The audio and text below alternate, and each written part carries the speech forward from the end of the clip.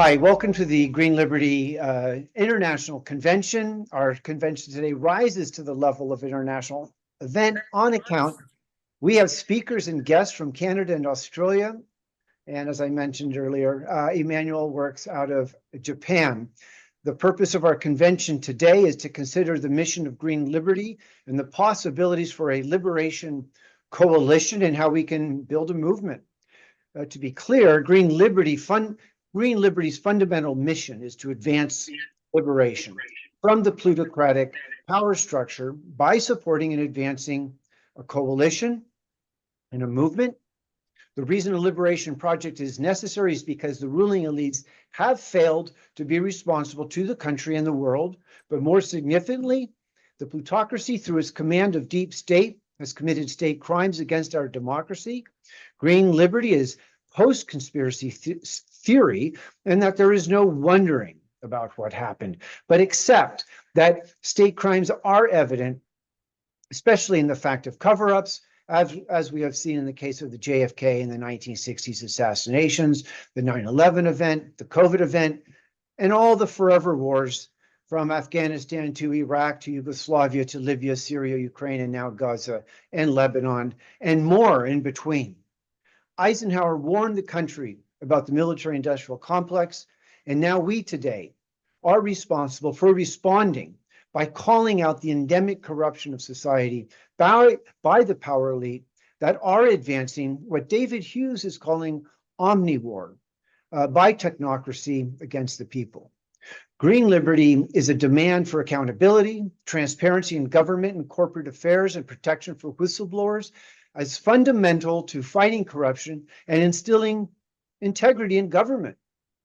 This pragmatic stance recognizes that we are being lied to, and that by calling out the big lies, we can resist and conceivably build a political truth movement that can inform the mass mobilization we need to get rid of the plutocracy. One way we can build a movement is by staging a block of political truthers to run against the state crimes while advancing an egalitarian revolution as the antidote to the emerging techno-totalitarianism.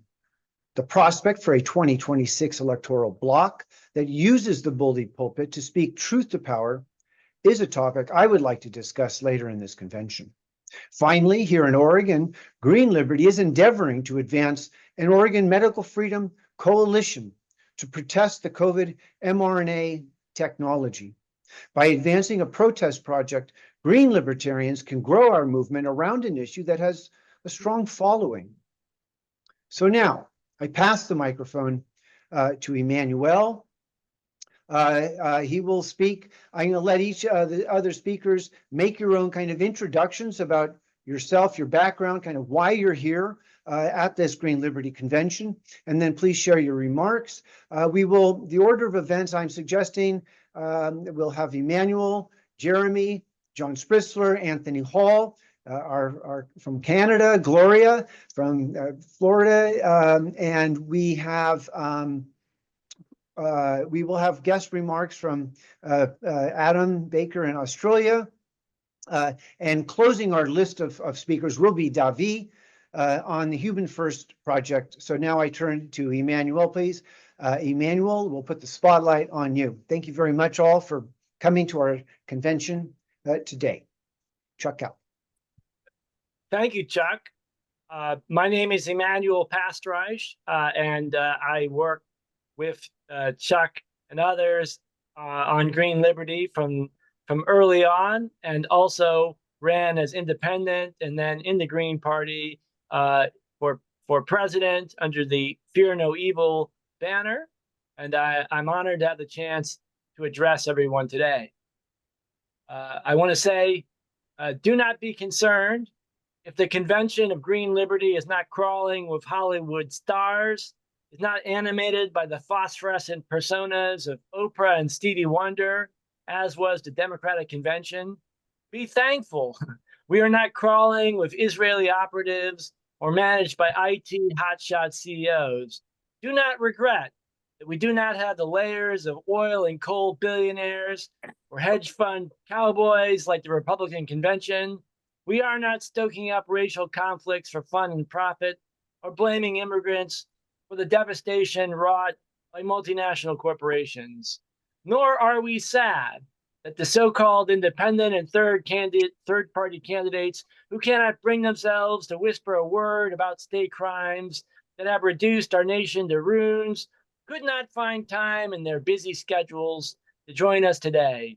You see, what the United States of America needs today is not money, which corrupts absolutely, is not celebrity status, which separates the haves from the have-nots radically, not buzz and sparkle, which drags us into a narcissistic cocoon of consumption. No, what America needs is truth, and just the truth, so that we may be set free, that our souls may be liberated from the oppression of deception and manipulation, so that we can assess where we really are in history, who we really are as individuals and families, and then raising ourselves again up out of the mud, shaking off the dust, slowly, systematically, we can get back on track to realize our full potential and the potential of a nation, of the people, for the people, and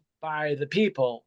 No, it's a great honor to be with a small group of dedicated and brave citizens like yourselves, citizens who grasp that the purpose of politics is not power or money, not glory or fame, but rather the pursuit of truth and the establishment of transparent, accountable, and ethical governance. And those two goals form a sacred pair. No, we do not want a single person more with us today. We want only those who will form a vanguard, who will be the trailblazers, who will declare that we have had enough of falsehoods and limited hangouts, enough of praising famous men and military heroes, enough of war criminals like Netanyahu being appointed as president for the day and then drowned in standing ovations by our pathetic Congress. Democracy is important, but it is also an overused term and not a simple magic trick that our worn-out politicians want us to believe it is. When the Declaration of Independence states, "We hold these truths to be self-evident," it asserts that truth, in a scientific sense and in an ethical sense, must be the foundation of any government, of any system for governance. And we do not vote on truth. Truth is not determined by Facebook likes, by TikTok followers, or by appearances on popular talk shows. Truth is inherently undemocratic, and like the needle of the compass that always points north, it must always be so. Building a democracy on a foundation of falsehoods is a recipe for the most unforgiving tyranny. It always has been, and it always will. We are better off searching for truth, for justice, for citizens who will fight for equality than we are taking dark money to win primaries, bowing before false idols to be included in popularity polls, or keeping quiet so that we can appear on CNN or Democracy Now! Today, October 6th, is no ordinary day. Tomorrow, October 7th, the first anniversary of the hybrid false flag attacks on Israel that were used to justify the genocide in Gaza, the Guernica of our age, to seize the land and energy of Palestine and Lebanon, to push for attacks on Iran, and to start World War.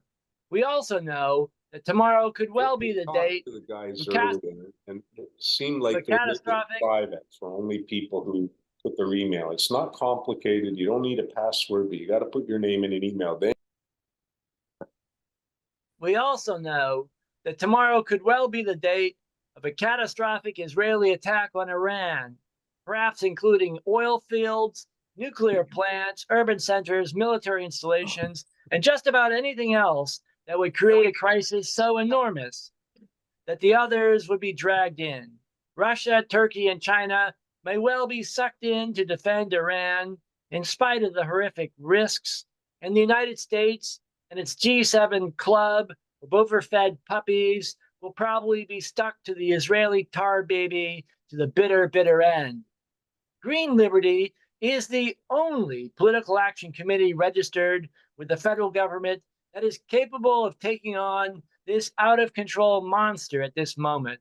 And we will use our full capacity, our ability as citizens who are dedicated to justice and equality to resist this drive for world war abroad and for plutocracy and tyranny at home. As Robert Kennedy said famously in 1966, before he was cut down and kept from realizing the dream, quote, each time a man stands up for an ideal or acts to improve the lot of others or strikes out against injustice, he sends forth a tiny ripple of hope and, crossing each other from a million different centers of energy and daring, those ripples build a current which can sweep down the mightiest walls of oppression and resistance. The ripples that we send out today may seem small, but they are not. The ethical import, the historical significance of our words and actions at this moment, a moment when we face the rot of institutions and practices all around us, the indolent indifference of those who can make a difference, and we stare into the dark maw of world war that raises up its ugly head just across the sea, is not small in any sense. No, this is a wonderful moment for us, for our nation. Not wonderful in the sense that the battle is over, for verily the battle is only beginning. Not wonderful in the sense that we can walk on marble floors and eat lobster with silver knives and forks, for we are starting out with nothing beyond our own humble integrity. No, this moment is wonderful because we are clear as to our goal, we are confident as to our direction, we are united in our will and our commitment, and we are tenacious in our drive for justice and equality for all, without exception, without privilege, without any form of nobility or royalty. We welcome everyone out there who hears our words to join us, to help us transform the very muscles and bones that hold our nation together, and to make America great for the very first time. Thank you.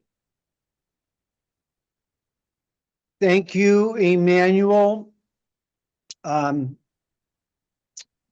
me add a spotlight to myself and say that you know, I met you through the, what was the Chustodovsky Global Research. Found your articles, found your fresh, open, frank, you know, willingness to talk about state crimes, big lies, deep state, and it felt natural that you would be a Green Liberty guy with this kind of sensibility of speaking truth to power and advancing a political truth project.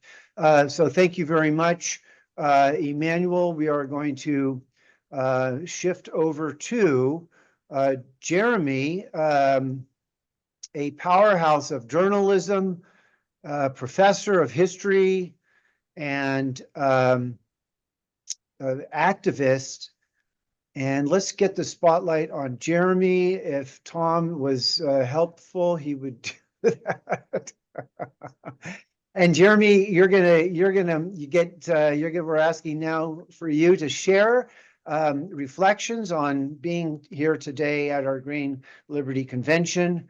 And we're looking forward to hearing your remarks. And I'm really grateful that you're here to support this project. Go ahead, Jeremy. Great. Well, thank you very much for having me. And yeah, I prepared a talk, maybe about 10 minutes, called The Bankruptcy of the Two-Party System in the United States Today and Need for a New Truth, Politics, and Party. Former CIA Director Leon Panetta was among the featured speakers on the final day of the Democratic National Convention in Chicago on August 22nd, when Kamala Harris accepted the party's nomination as its presidential candidate. In his remarks, Panetta re-invoked the supposed glory days of the Obama administration when he gave the orders to U.S. Special Forces to assassinate Osama bin Laden, the alleged mastermind behind the 9/11 attacks. Panetta said that Harris would fit the bill as a tough commander-in-chief to defend the USA against tyrants and terrorists, According to Panetta, Harris knows a tyrant when she sees one and will stand up to them, unlike Donald Trump, whom Panetta suggested had coddled dictators such as Vladimir Putin and told them they can do whatever they want. Panetta said that Trump is intent on bringing back a new era of isolationism in U.S. foreign policy, which the U.S. foolishly and dangerously adopted in the 1930s. Quoting from Ronald Reagan, Panetta emphasized that isolationism never was and never will be an acceptable response to tyrannical government. Panetta ended his speech by highlighting that Harris was a good choice to reinvigorate American world leadership, as she had served on the Senate Intelligence Committee, worked with 150 foreign leaders as vice president, and worked closely with President Volodymyr Zelensky of Ukraine to fight back against Russia and protect Ukraine's democracy. Panetta's speech was filled with falsehoods. Ukraine, for example, is not a democracy, as Zelensky has banned 12 opposition parties, canceled elections, outlawed the Russian Orthodox Church, and assassinated political rivals extending into Russia. Trump never also allowed Putin to do whatever he wanted. Rather, Trump, who is not an isolationist, adopted a hardline anti-Russia policy, pulling out of the Intermediate Nuclear Forces Treaty while ratcheting up sanctions on Russia and arms supplies to Ukraine during his presidency. Additionally, the U.S. never adopted isolationism in the 1930s. The country became a global empire in the late 19th century with its colonization of Cuba, Puerto Rico, and the Philippines, and FDR embarked on a major naval buildup in the Asia Pacific in the 30s that provoked the Pacific War. Panetta's speech, I think, epitomizes why we're here. It shows the other moral bankruptcy of that party that's attacking Donald Trump, an arch militarist from the right, and from an even more neoconservative and hawkish position than he is. It also epitomized the Democratic Party's symbiotic relationship with U.S. intelligence agencies, which once upon a time were distrusted by liberals. In the 1970s era of the Phoenix program, for example. Many in this call remember Frank Church, a Democrat who set up a special committee to expose CIA abuses and the FBI's COINTELPRO, and Leo Ryan, a California Democrat who sponsored an amendment requiring congressional approval of all CIA activities. These guys obviously would have no place in today's Democratic Party, and these are honorable people who've served in the U.S. Congress. They would have been treated today like Robert F. Kennedy Jr. was treated. Their crusading spirit in taking on the CIA, an organized crime entity that illegally interferes in the politics of countries around the world and interferes in our own politics illegally, like in the Russiagate hoax. This crusading spirit has vanished, and there was no one to take it up except us, certainly not in the Democratic Party. It's up to us. Bernie, AOC, or the squad are frauds. They may be progressive on a few issues, but they support NATO, the war in Ukraine. They've done nothing to challenge the CIA. And really, their purpose is to channel potentially radical youth into the corporatist Democratic Party, the death knell of all social movements. Panetta's presence at the DNC again showed this party's evolution into one of leading arch imperialists and war hawks in the 21st century. Neoconservative Bill Kristol, the Iraq War's chief intellectual cheerleader. This is one of the great crimes of the 21st century. He has endorsed Kamala Harris, tweeting, Leon Panetta quoting Ronald Reagan, my kind of Democratic convention. As we see, Dick and Liz Cheney, Darth Vader himself is endorsing Kamala Harris. So something has gone wrong here. The right-wing hawkish themes in Panetta's speech were echoed by Harris in her coronation speech at this DNC convention, which comedian Jimmy Dore described as like a Stepford Wives convention filled with zombie, brain-dead, brainwashed delegates. There was no talk about policy. Nobody cared that there was a rigged primary. Nobody cared that Kamala Harris didn't receive one vote, nor did they seem to care that Harris placed herself on Donald Trump's right, as I pointed out, when she criticized Trump for threatening to abandon NATO, for supposedly encouraging Putin to invade Ukraine, and for allegedly exchanging love letters. These are Harris's words, love letters with dictators such as Kim Jong-un of North Korea. In fact, Trump was engaging in those moments in regular diplomacy with those leaders, which is what U.S. presidents have usually done. But it shows the Democrats are refusing even basic diplomacy. How could we ever have peace if they start mocking somebody who visits a country and tries to engage in regular diplomacy?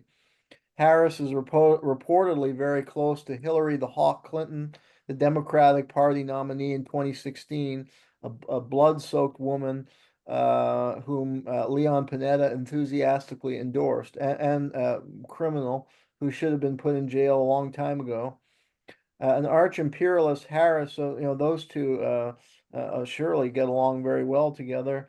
An arch imperialist, Harris champions a bill that will spend billions more money on Orwellian border surveillance technologies that are a cash cow for the military industrial complex without addressing the root causes of immigration into the United States, like bankrupt free trade deals such as NAFTA that ruin Mexico's agriculture, or U.S. sanctions policy in South America designed to destroy the economies of socialist-leaning countries.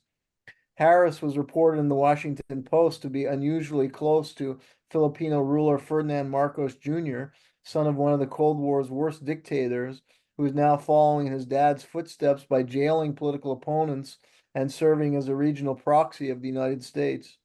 In 2022, Harris visited Philippines to shore up a new U.S. military base deal in which the U.S. is expanding its military footprint in the Philippines as it encircles China militarily and threatens a war with it, along with all the other wars it's provoking currently.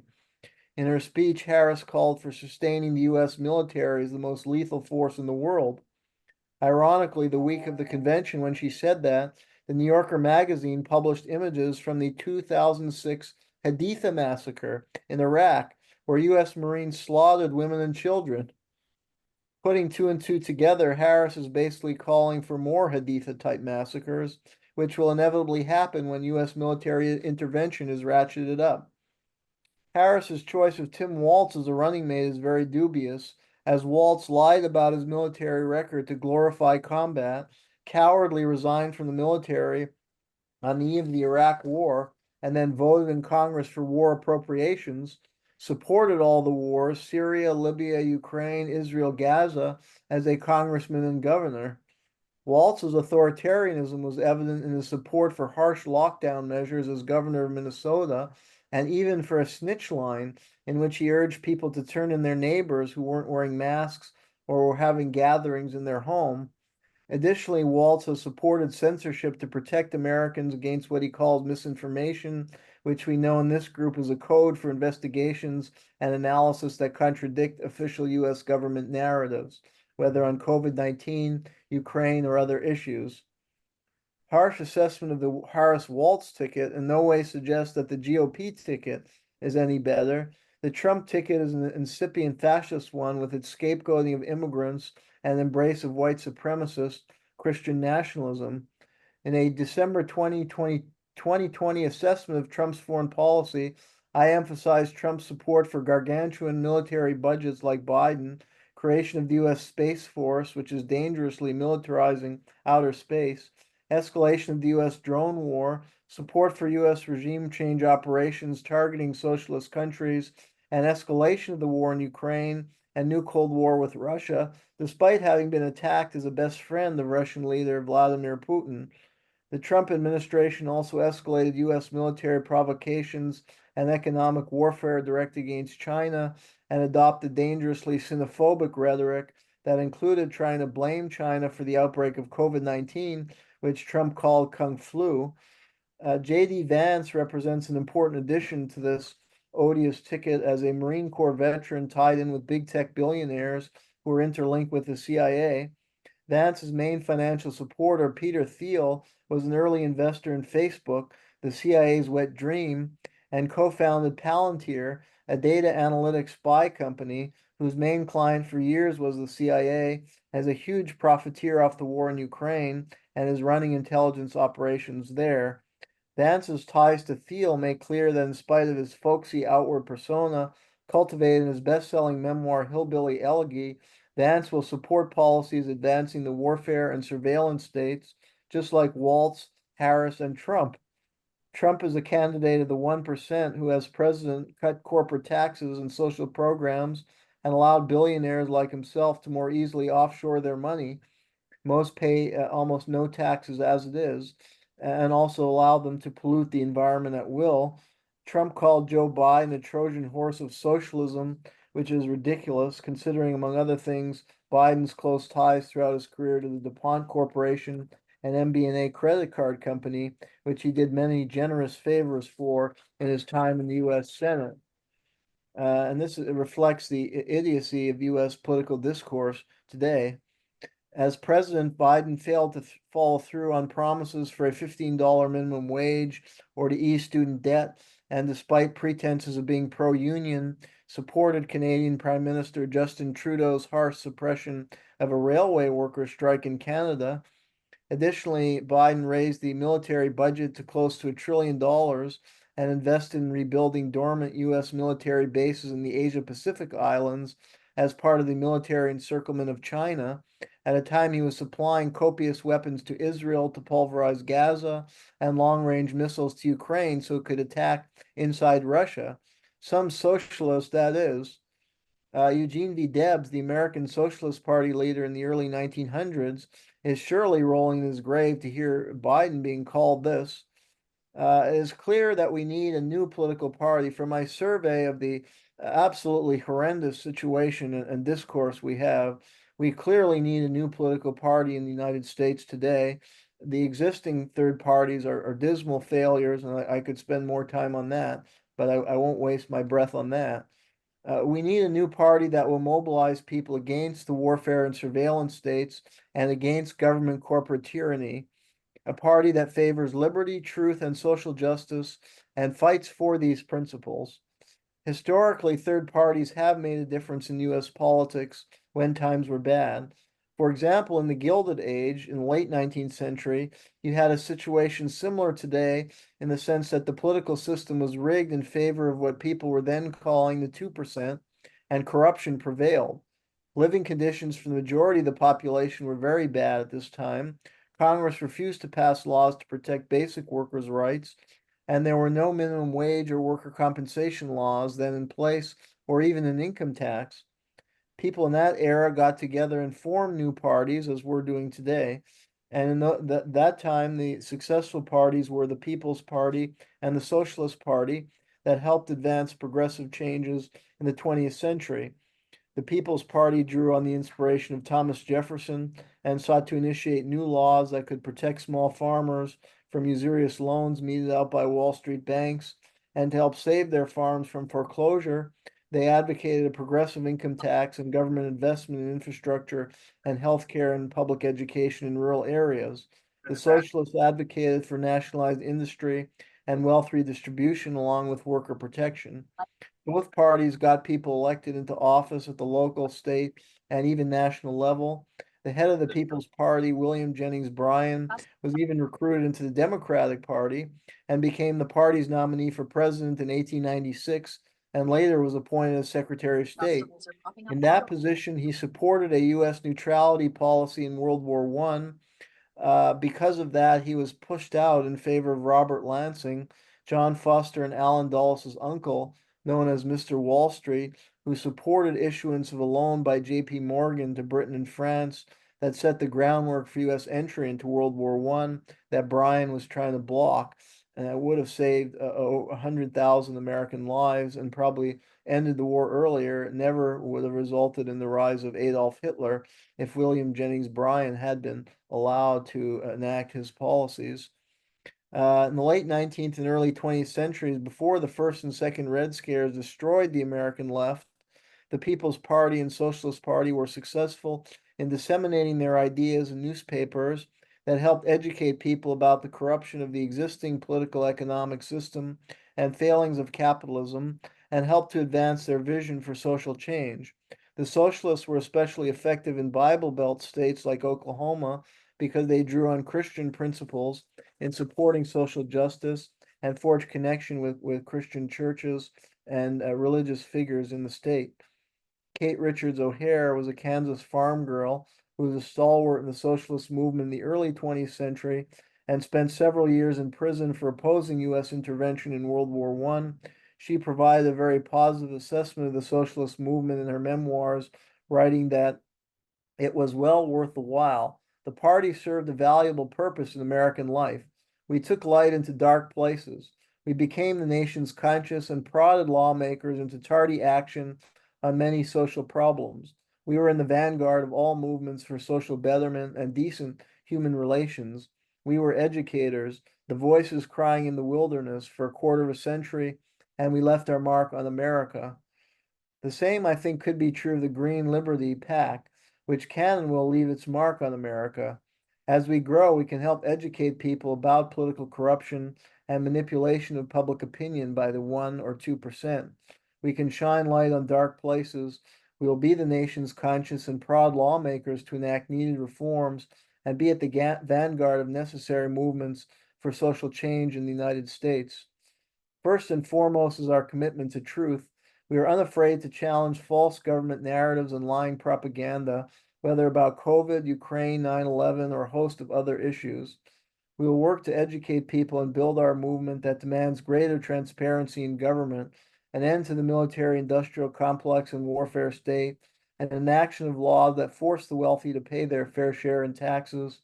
We want to ensure that government money is spent on social economic development and the human needs of the people, and not more weapon systems or subsidies for large corporations and the rich. We champion the restoration of freedom in the country and a climate where political debate is encouraged and cancel culture and the current censorship regime is expunged.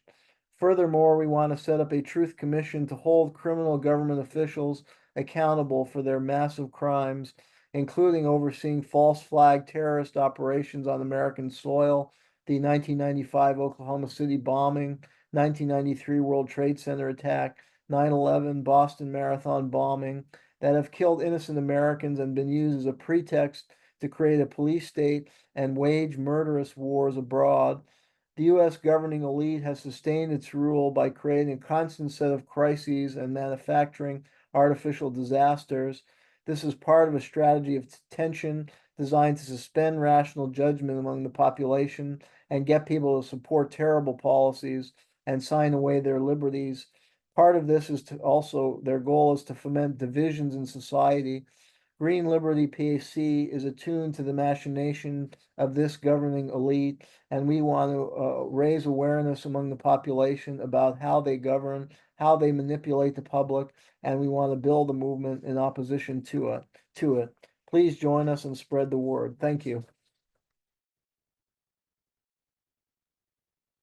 Thank you, Jeremy. Powerful. And you are exuding Green Liberty sensibility.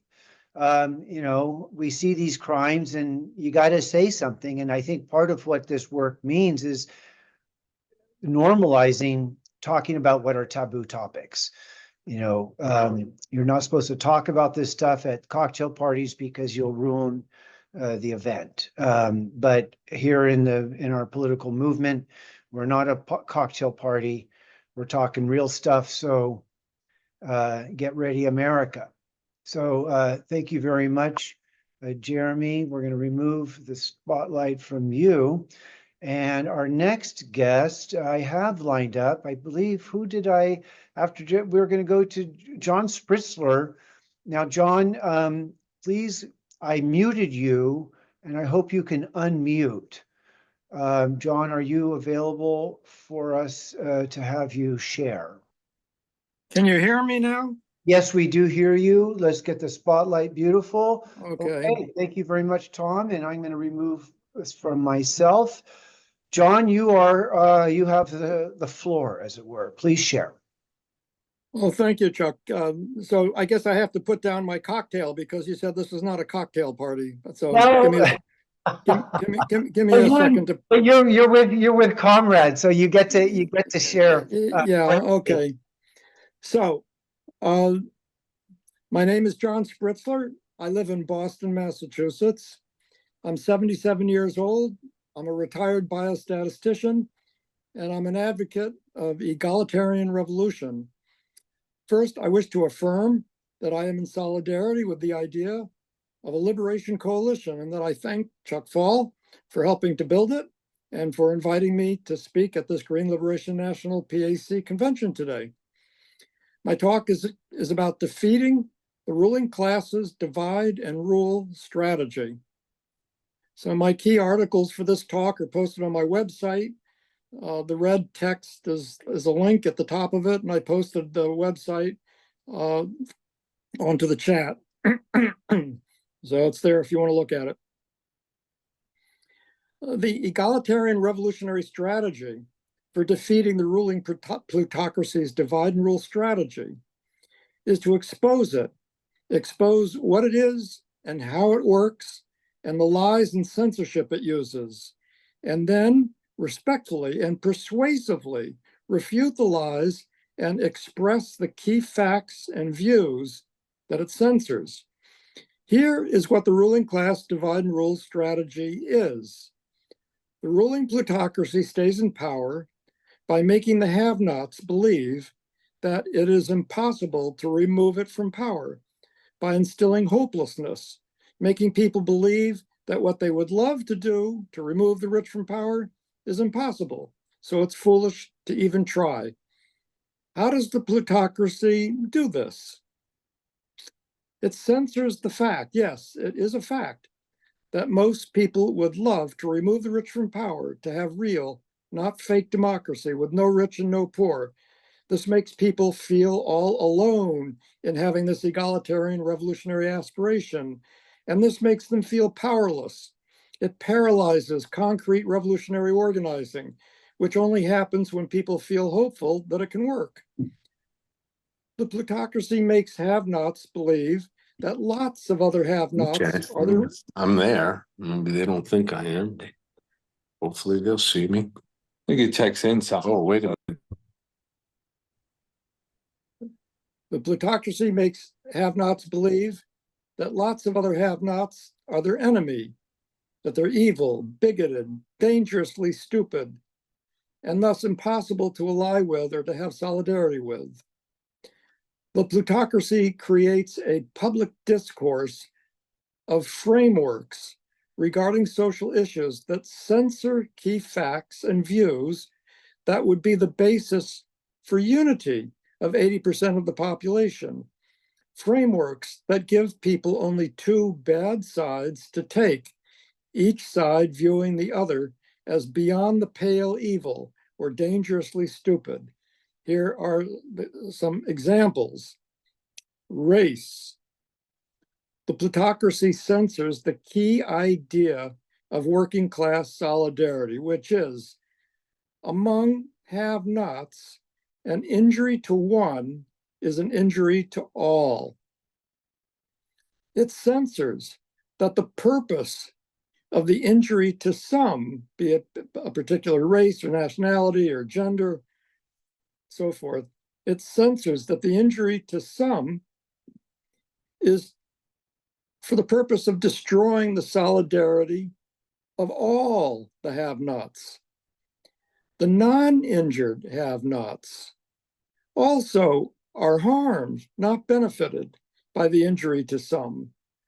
The ruling class tells the non-injured have-nots that the injured ones deserve their injury because they are inferior or evil or criminal, etc., and that the non-injured ones benefit from the injury to others. The injured have-nots then view the non-injured have-nots as their enemy, making the non-injured have-nots fear the injured ones. Presto, divide and rule. So this is why for hundreds of years, the ruling class has been singling out blacks, non-whites for the injury of initially chattel slavery based on race, then Jim Crow, then the new Jim Crow, racist prison incarceration, and then affirmative action, which takes a little explanation. Affirmative action is reverse racial discrimination. But only white working class people know this. White middle class and minorities think that affirmative action is just about ending racial discrimination, going to non-white venues to recruit for jobs in school and so forth. Only the white working class finds out from personal experience and media that are aimed at the white working class, like Fox. Only the white working class finds out that whites need higher scores to get hired as a fireman or admitted to a school than non-whites do. White working class people for decades have been getting the message, quote, "We're sorry we couldn't give you the position you applied for. We had to give it to a less qualified minority person." So white workers oppose affirmative action because they oppose racial discrimination. But the middle class is told that white workers are racist who oppose ending racial discrimination. So this is how you get divide and rule. Okay, let's look at the Israel-Palestine issue. The ruling class censors Zionism's anti-working class purpose. It censors Zionism's anti-Jewish working class purpose, which I'll discuss more if I have time later, but it's a fact. And as a result, people think that you have to choose between being on the side of the Jews or being on the side of the Palestinians. That's a false framework, very divisive. Illegal immigration. The ruling class censors the fact that US rulers for decades have been forcing people to illegally immigrate in order to survive by doing horrible things south of the border to make people have to illegally immigrate to survive. It censors that fact. It creates the divisiveness around the illegal immigration. People would be 80% or more united in opposing what the ruling class is doing if they knew that, but they're not told it. Abortion. The ruling class censors the fact that most people think early abortion is not murder, but late abortion, unless it's to save the mother's life, is murder. This basic fact is censored. Same-sex marriage. Its ruling class censors the fact that most people object to anonymous third-party gamete donation conception. In other words, bringing children into the world deliberately in a way that ensures that they will not know their biological mother or biological father. That's what people object to. They don't object to same-sex marriage per se, but the ruling class keeps this a secret. Transgender rights. The ruling class censors the fact that sexual dysphoria, a male thinking he is really female or vice versa, is very rare. And it censors the fact that US rulers are promoting an epidemic of pseudo-sexual dysphoria to turn children against their parents and to physically harm children and divide the have-nots, as well as enrich some big pharma people. So now I'd like to focus on the latest version of racial divide and rule, which is the way critical race theory is being used in K through 12 schools. This is how it's being done. First, the public is inundated with the white privilege lie, the lie that racial discrimination against non-whites benefits whites, the exact opposite of the truth, which is that an injury to one is an injury to all. Then the schools teach the fact of past and current racial discrimination, but not its anti-working class purpose. If a teacher taught its actual anti-working class purpose, they would be fired. The message to white students is, quote, "You, like your ancestors in the past, unjustly benefit from racial discrimination. You are a racist oppressor because you're white." Well, what happens? White working class parents get angry at their children being told they're oppressors because they're white. White working class parents may not fully understand that an injury to one is an injury to all, although many do, but they do know that they are not oppressors.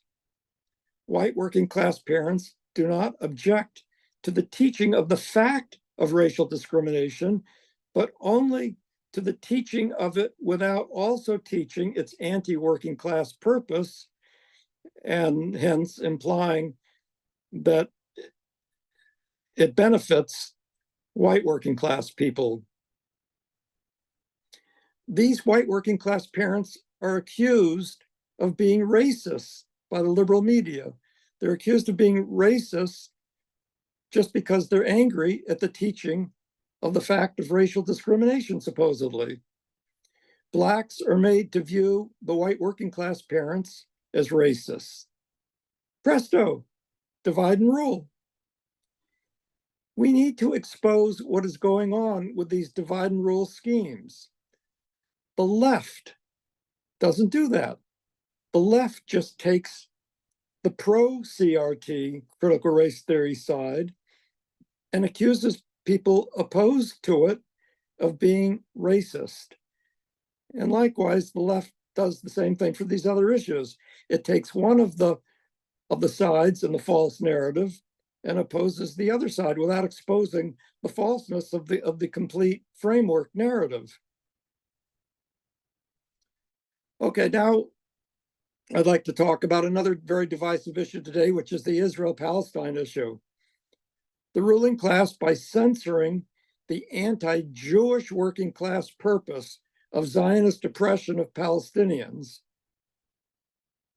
by doing that, the ruling class falsely frames the conflict as the Jews versus the Palestinians. This forces people to either A, take the side of the Palestinians, and hence be a sitting duck for the false accusation of anti-Semitism, or B, take the side of the Jews and be apologists for Israeli genocide of Palestinians.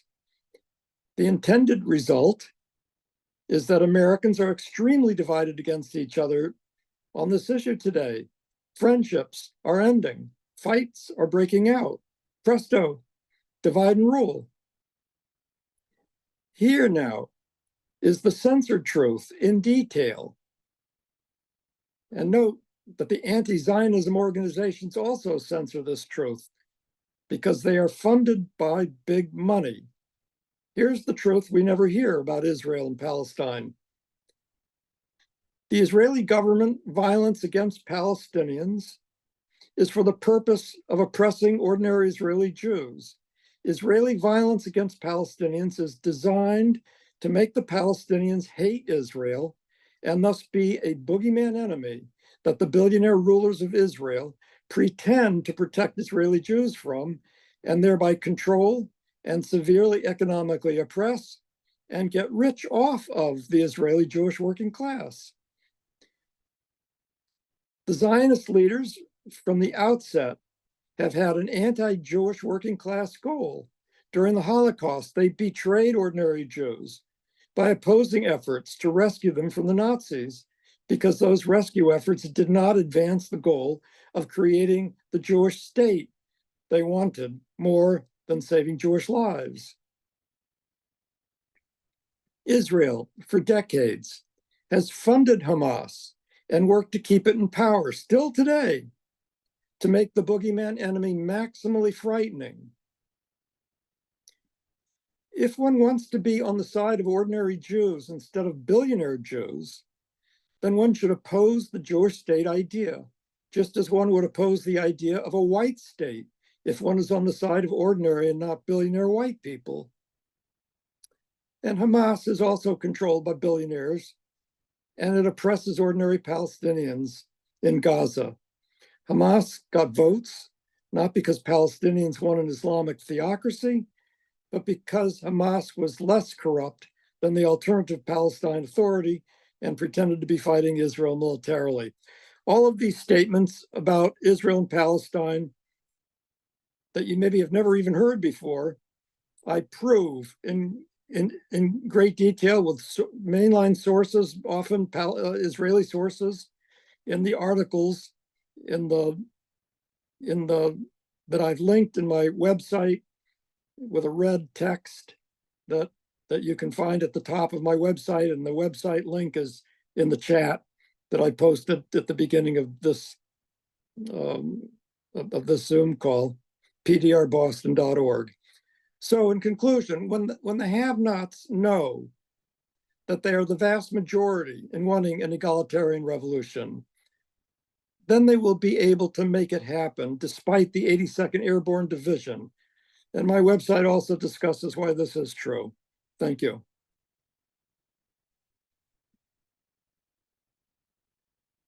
Thank you, John. Let's get the spotlight. Wow. This is a key piece of building our movement, is generating the criticism and making the case. And I've been listening to you and at meetings, and we've had conversations. So part of our education campaign is in some ways very nuanced around how we what we speak to, in terms of what you suggest is a latent understanding within many, many people that they really do want a fair society. They want egalitarianism.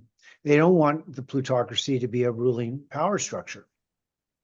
But they don't, but part of then our movement is to normalize talking about liberation. What does that look like? What does that mean?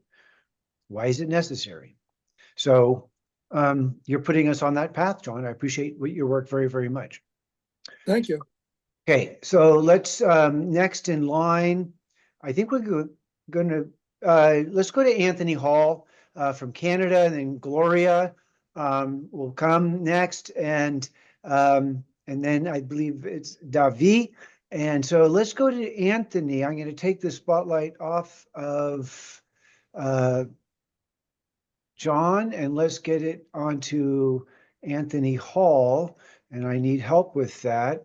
And there's Anthony. I find you right here. So welcome from Canada. You can give us a couple of remarks about where you're from and kind of how you got dialed into this Green Liberty Convention. And we look forward to your remarks this evening. Thank you very much, Anthony, from Alberta, Canada.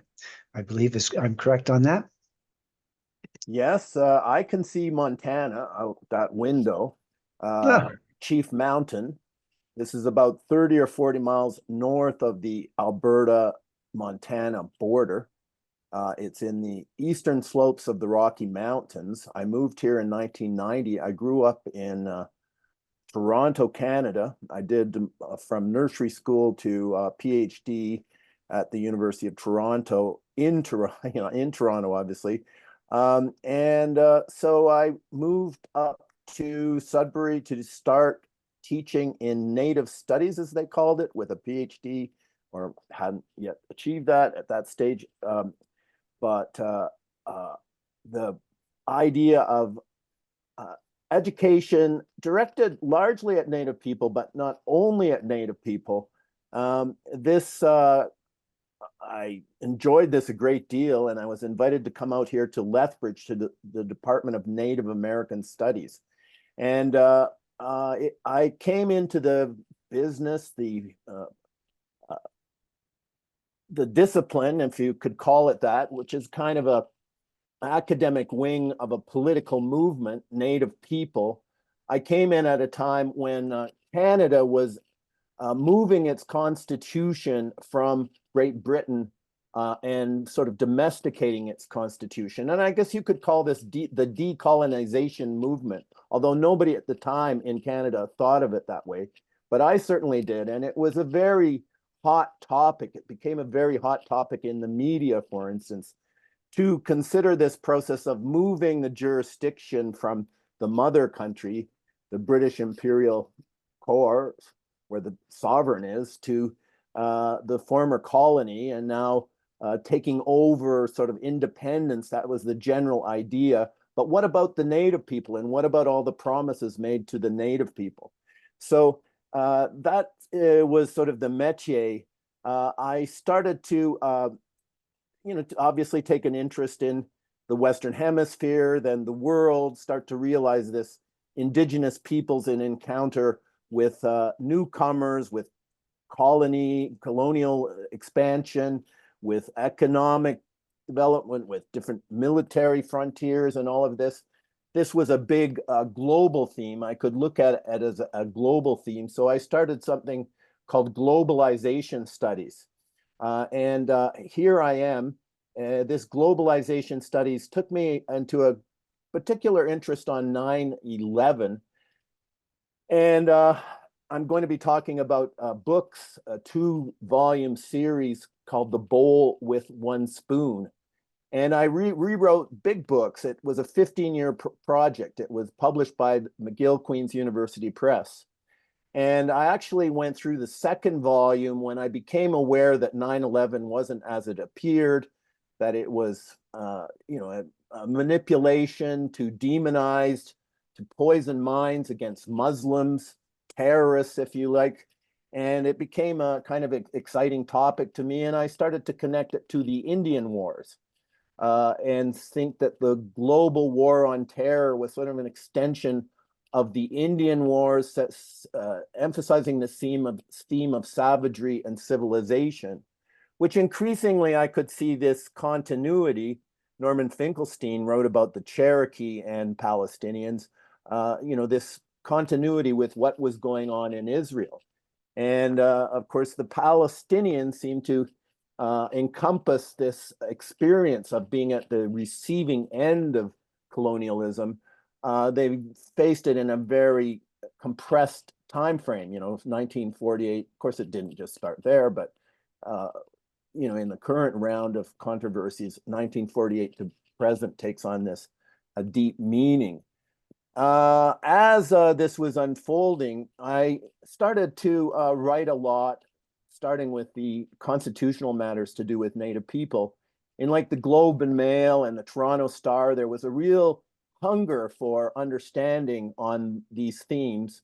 And I really started to figure it out when I realized you kind of have to start with writing about the here and now if you want to get into history. And so I've done a lot of that approach where, kind of thinking of Karl Marx coming up with terms like the Industrial Revolution or something. It's a very important process to try to describe what's happening right now and giving names to things that are happening right now. And I've devoted, a good deal of effort to that, and started, with my first 9/11 piece in 2008, submitting it to Michelle Chossudowski at Global Research CA. That's the first thing I published in Global Research. But I started to look at Global Research CA as something of a sort of peer-reviewed activist scholarship. The fact that Michelle Chossudowski, who is a professor, a high-ranking professor, oversaw everything published, it sort of felt like a peer-reviewed approach. So let's just stop for a second and acknowledge that Chuck and Emmanuel and we share this connection to global research. And it seems to me global research, covers this in a wide array of issues from all sorts of perspectives. But it is underlying it all a sort of leftist approach, a progressive approach. And, Chossudowski is dealing with many issues that mostly so-called conservatives deal with. The unnamed, the thing that we're not supposed to say the word COVID, apparently, because this has somehow become some sort of slanderous term that gets you taken off platforms and things. But, it was largely libertarian right people that sort of started to figure it out. So I am, interested in what a time to address the things going on. I love to do that, but I'm going into a more of a historical view on all of this. So when I was talking to Chuck about green liberty, I basically took from that, 1 hour discussion on the phone that the project is to see how to bring together all kinds of people who are interested in social justice, who see the criminality, the huge level of criminality at the highest levels, this phenomena that many people are put above the law these days. And we see that in, Gaza, where there's all of this juridical action about genocide and such, and it's just ignored by the Israeli government as this is total madness, that these international laws just don't conform with how they see the world, although they came out of, Israel came out of the United Nations.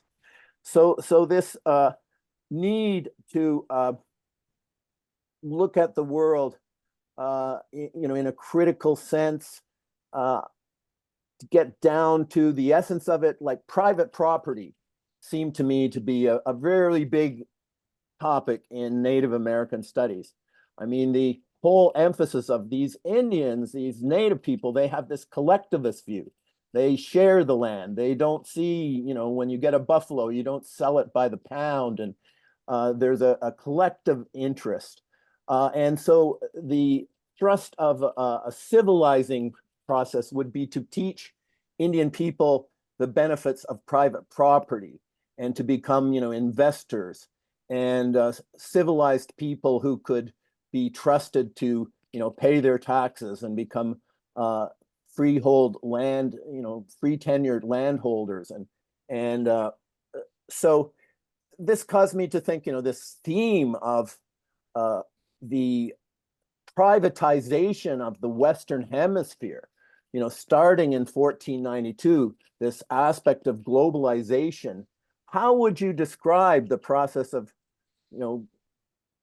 bringing into private property the resources of the world, the lands of the world, the minerals of the world, the hydroelectric power of the world, the intellectual property of the world, breaking it down into stakes and futures and insurance and this, so I thought about this for a number of years. I thought about what about this writing about sort of the genesis of capitalism as, in essence, a project, a trajectory of breaking the world into, breaking nature, breaking the creation into morsels of privatized ownership, and then reconstructing these morsels of ownership in different ways. And then the other side of that, well, what is the other side of that? The native way. And well, why should we give up, the idea that when you kill the buffalo, it's not just yours to sell by the pound. There's old people in your society, there's hungry people in the society, you share it out in different ways. This brought me to the concept of the public interest.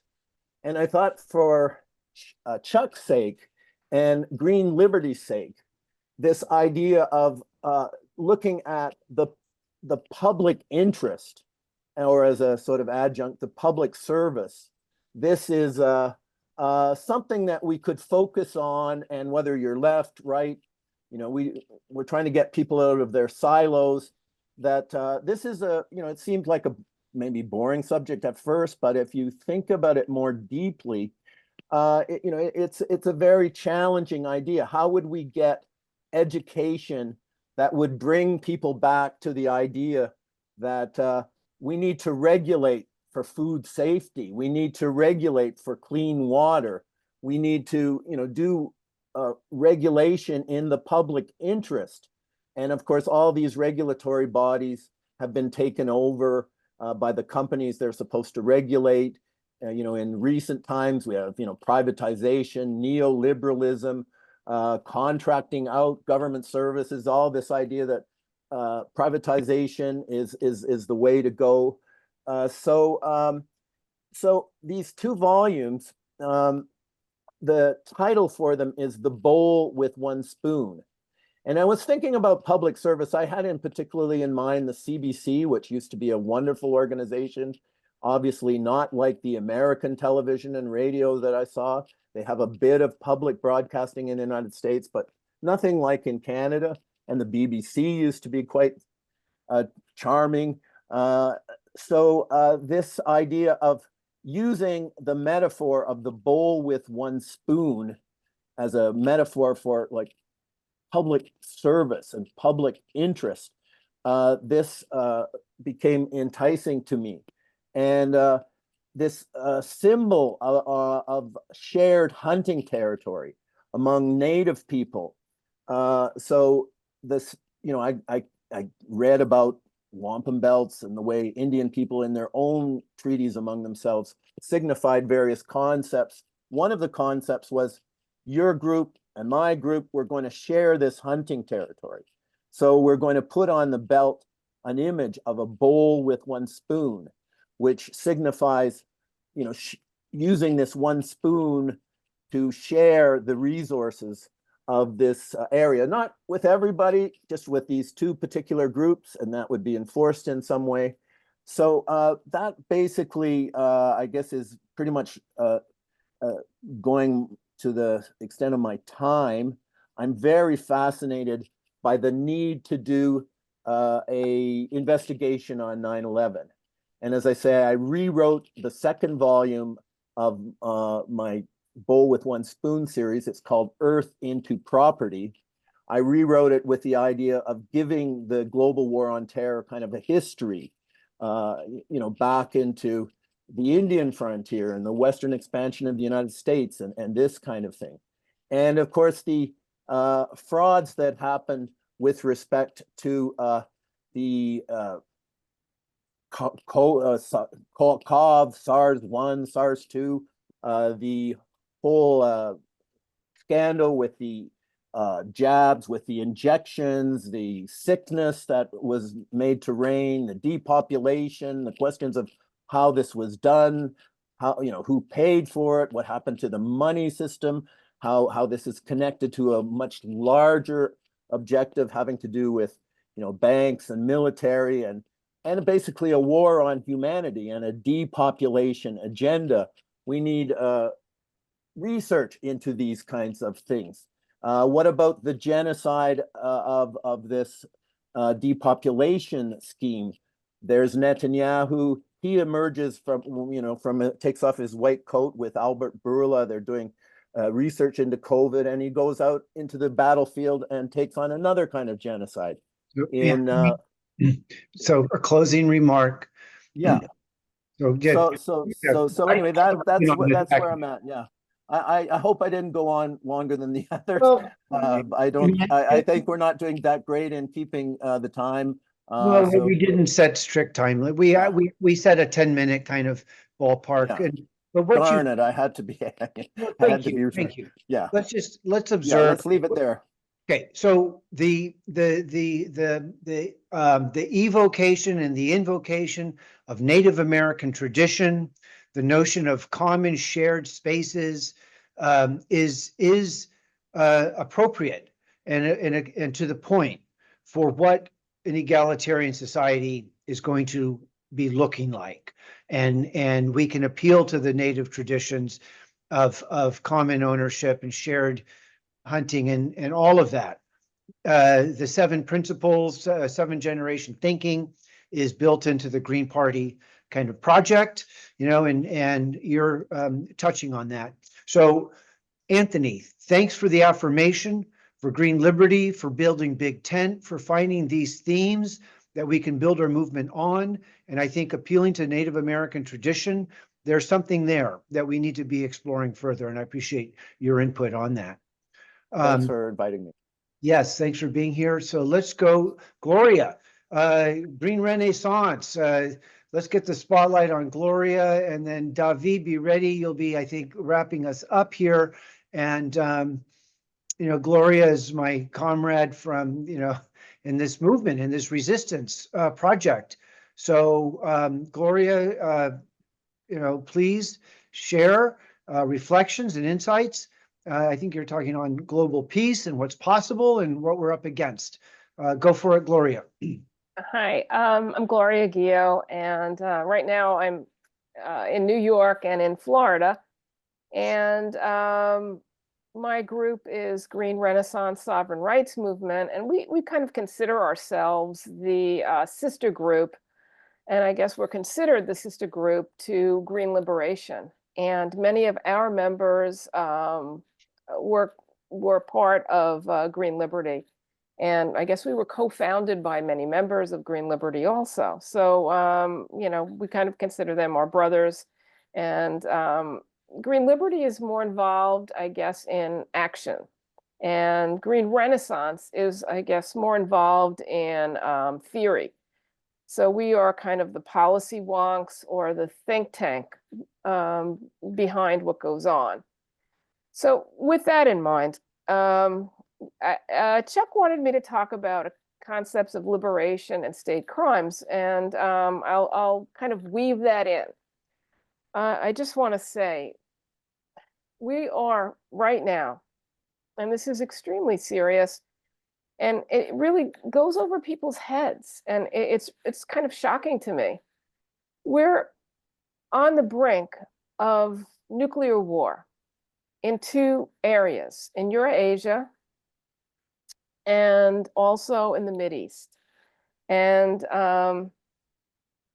you know, at any moment, a nuclear war could break out because the United States has greenlit sending long-range missiles into Russia. And that is like, I think, the final red line that Russia will tolerate. And they have changed their nuclear policy now so that if a country that's non-nuclear, such as Ukraine, attacks them using US technology that is operated and uses US troops to target and fire these weapons into Russia, that Russia will now strike the United States. And what people in the United States seem to think is, oh, well, this is a theater war. It'll be Europe and it'll be Russia, and that's it. Putin has said very clearly that it won't be that. It will be World War III. They're coming right for the United States. So everybody, like, focus on that. It's important. Number two, right now, we are sitting in a situation where at any moment, Israel is going to do a strike against Iran with the backing of the United States. And, you know, while I really detest, the Democrats, you know, I also want to condemn Trump here too. Trump's latest statement is Israel should hit the nuclear first and worry about the rest later. He wants Israel to hit Iran's nuclear reactors, facilities, and then worry about the rest later. So we really are between two nuclear wars, okay? So everything that we have ever thought is important is no longer important. This is what's important. So let's go back a little bit. How did we get here? What happened? And why is it important? And we could go back to, you know, two concepts, liberation and state crimes. And what happens is if state crimes are hidden, then we never know history. And if we don't know history, we don't know what's coming next. So we're raised as children. We're conditioned as children through social engineering to believe that the experts tell us what's true and what our textbooks say is true. And we're told not to question authority. And what we need to do is liberate ourselves first and liberate our minds first and liberate our thinking, because we are going against lifetimes of programming, lifetimes of saying, don't question why. And I don't know if anyone here has raised children. I have. And children hit an age where they're constantly asking why. Everything is a why. And what many parents say at some point is, because I said so. And that's what kids are taught, even at home, because I said so. And the key to development is this asking why.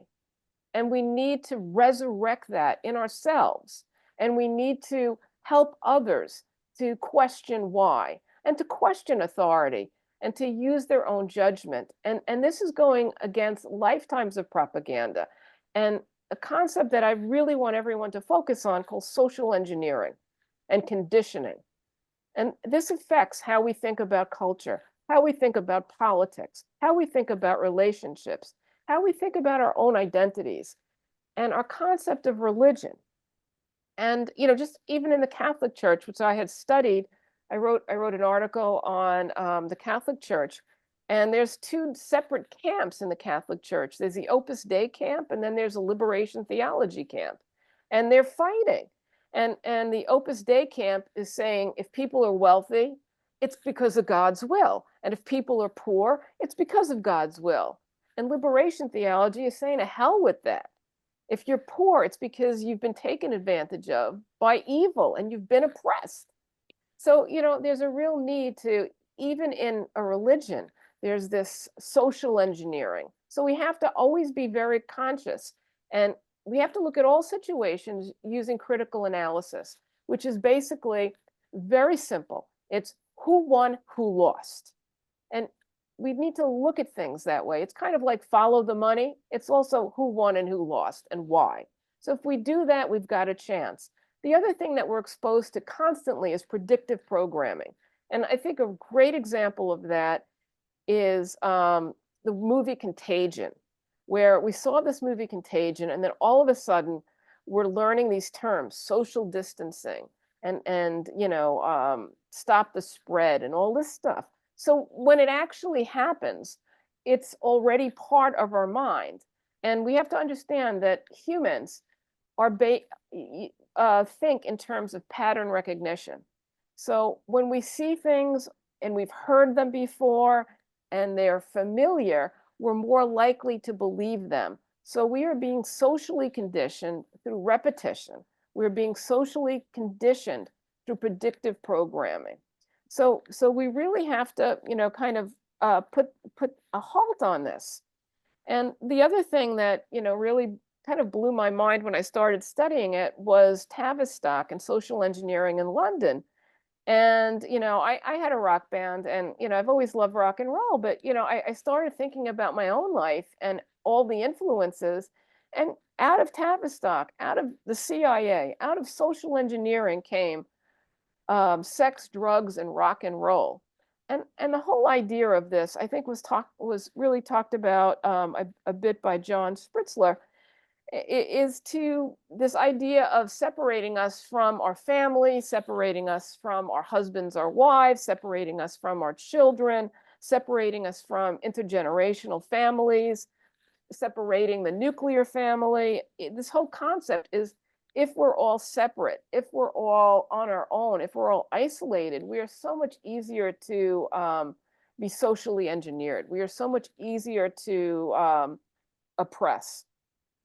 So one of the things that's very important is that we don't allow that in our personal lives, that we stick together and we form communities and we fight for our communities and we fight for our relationships and we try to stay connected to our children. And, these things are very important on a personal level.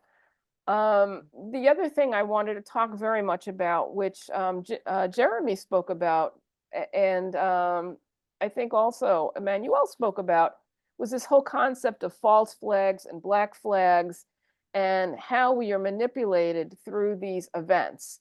Now, tomorrow is also the anniversary of basically the attack from Gaza into Israel. And there's a whole lot of stuff that's going around that maybe there's going to be some terrorist activity in the United States or Europe connected to this. And it's very possible that there may be authentic terrorist activity.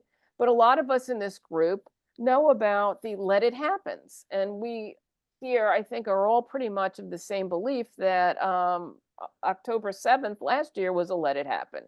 That there's enough evidence that Israel knew it was happening and stood down.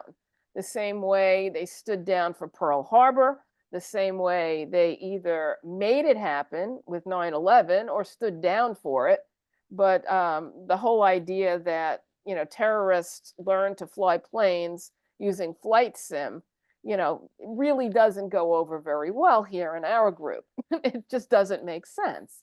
So, I mean, there's a tremendous amount of stuff like that. And then, when we go back to General Wesley Clark, he admitted in 2007 that shortly after 9/11 in 2001, he learned that they were going to go after 7 countries in 5 years. And the countries are, again, Iraq, Syria, Lebanon, Libya, Somalia, Sudan, and last but not least, Iran. So Iran has been in their sights, to our knowledge, at least since 2007, and in General Wesley Clark's sights since 2001, and most likely it's way before that. So these are things, and just for examples, our conditioning to be against Russia, because you try to talk to people and they're like, oh yeah, well, Putin is like the devil, Putin is a dictator, communists are trying to take over the country, and you really trace it back, and I can remember, I don't know how many here can remember or how many in our audience can remember, but there was Bullwinkle the Moose. This is a child cartoon, and in it you had a character who was always causing trouble and had bombs and all kinds of stuff, named Boris Badenoff, and his colleague, was Natasha. It was clearly they were Russian. So, from cartoons, we're programmed against Russia. From children, we're programmed against all kinds of things. And it's this repetition and this familiarity that gets into people's heads, and they just need to really stand back and think about their childhood, think about their teenage years, and to really reconsider what is going on.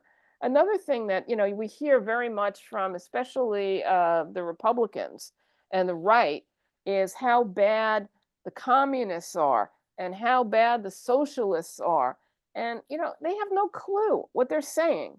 And then there's this concept that the United States is somehow capitalist and there's freedom, which couldn't be further from the truth. We do not have capitalism in the United States. This is, first of all, an oligarchy. We don't have a democracy. Okay, so let's throw that lie right out. And then the second lie is, we have capitalism maybe for working class and poor because they get nothing. And then we have socialism for the wealthy and for corporations. I mean, we bail out the banks, we bail out the stock market, we bail out everyone that doesn't need bailing out. We bail out executives. I mean, they can tank the economy and still walk away with bonuses, as we saw with all of the issues with the financial markets. So, I mean, we don't have capitalism. We have socialism. It's socialist only for the wealthy. So, I mean, so many things are just lies. And then, if anyone has studied actually economics, capitalism is predicated on conquering new markets, because you have to exploit labor and you have to exploit resources so that you can make a profit. Whereas that isn't the model for communism, and it's not the model for socialism. So, it's completely flipped. And you see that constantly, that, people just really don't understand what it is they're saying. And, the more you just keep representing that someone is a dictator or authoritarian, I mean, literally everything that comes out when you hear Putin from the Western media is that dictator, authoritarian, dictator, authoritarian. And if you hear it enough, you're like, oh yeah, he's the dictator, authoritarian, which couldn't be further from the truth. He's extremely well reasoned, and he has to go to the Duma for everything. It's very different from the United States. And in the United States, we had a coup, and nobody's even talking about it. One day we had President Biden, next day, who knows, where he is or what he's saying. And, very often he says one thing, and then Blinken says another, and Blinken's always right. So who knows? It's really a ridiculous situation. So what else do we have here? The other thing is, I have this quote from Kissinger that I love, okay? And it may be dangerous to be America's enemy, but to be America's friend is fatal. And I just want to say all this bullshit, excuse my French, on television, on the radio, on, newscasters and in papers and even, on Facebook and Twitter, oh, we have to save Ukraine. We have just killed a whole generation of men in Ukraine. We've just wiped them out, completely wiped out. These are fathers. These are potential husbands. These are husbands. These are sons. Gone, gone, gone. I mean, we're not helping Ukraine. We're helping BlackRock and we're helping Cargill because they just got all of basically Ukraine's land and BlackRock has the reconstruction deal. So we just killed all their people. Zelensky is not a patriot for Ukraine. He's a traitor. He is a traitor to Ukraine. The same way that Biden is a traitor to the United States. And Kamala Harris is a traitor to the United States. And all of them are traitors to the United States. Because if you are putting the ruling elite first, you cannot have two masters. You cannot also serve the American people. So you have to make a choice. Are you serving the elite or are you serving the American people? And they choose the elite. And the elite is not just the American elite. It is the world unit elite, the elite in Europe, the elite in Asia. There's an elite that is not us. The elite in Israel, it's the same thing. It's not us. They're not us. So they're not serving us. They're traitors to us and they're traitors to our nation. And that's, really important.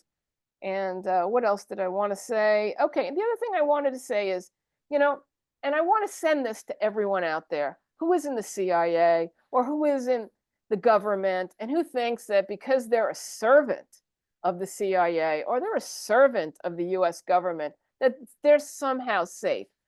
Saddam Hussein was an asset, dead. Noriega was an asset of the CIA, dead.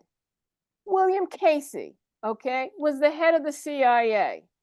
He was going to testify on Iran-Contra. The day before, he suffered 2 seizures. And then he was not able to testify at the Senate panel about the role of the CIA in arms sales to Iran. And just for the record, just so everyone gets this, the United States was selling weapons to Iran and Iraq during the Iran-Iraq war. And they were selling it to Iran through Israel. So while Israel was selling weapons to Iran, Iran was threatening to blow up Israel, but Israel was still selling them weapons. So a lot of what we believe is true might not be true either. So, I'm just putting that out there, that sometimes things are very strange out there because that was like a real wake up to me because I remember the Ayatollah Khomeini saying he's going to blow up Israel. And when I found out Israel was selling them US weapons many years later, I was like, wow, that's a real shocker. So, take a look at that. But, so just no one should feel really comfortable about what they're doing if they are a traitor and if they are doing the bidding of the elite, because the elite are not your friends. You're being used. You're a puppet. And I just want to urge everyone to really check out a few shows and a few things that really help. And I just urge everyone to read the writings of our panelists, certainly Emmanuel, Jeremy, John. We have some really great writers here. I also do some writing. I write under my name and I also write under a pseudonym. And I suggest that everyone just keeps, checking out the Convo Couch, Pasta to Go, Left on Left. I also really enjoy Colonel Douglas McGregor, really good, and Scott Ritter and Judge Napolitano and RT as good sources. And thank you, Chuck, for giving me some air here. And Well, you covered a lot of territory I and, tried to get it in. and I think the key thing here that is the common theme is the wickedness of the military industrial complex and all the deep state elements that drive that. That really is where there's a left-right agreement that we are lied to about all that. They did do JFK, they did 9/11, they've done COVID, and now they continue to advance techno-totalitarianism. And I think that's where we can build our movement is I'm hearing remarks from many people, we're being lied to, and we need accountability. These are key themes of the Green Liberty sensibility. So Gloria, thanks a lot for sharing. Let's go to Davi. And I really, let's get the spotlight on Davi, please. Do that for me, Tom, if you're there. Otherwise, yeah, Tom will do it. Davi will end the speakers. And then after Davi, I mean, it's appropriate in a way because he's uplifting and inspirational and ambitious for a revolutionary, immediate kind of spontaneous possible change. So Davi is going to speak to his vision, possibilities, solidarity, and then I want to go to Adam in Australia and have him say hi and give us some and let's just talk with Adam, and then we can go beyond our 2 hour. We're not hard set on anything. All right, Davi, please. I'm going to take the stoplight off of myself, and here we go. Get everyone together in America together, going stronger for the better, living in America together. Greetings to my fellow humans of our great nation and further abroad.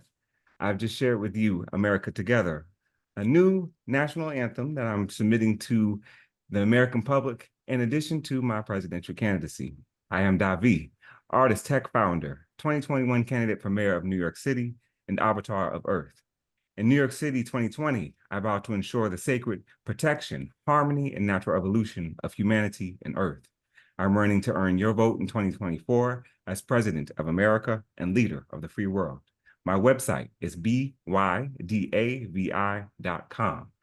I am an independent presidential candidate.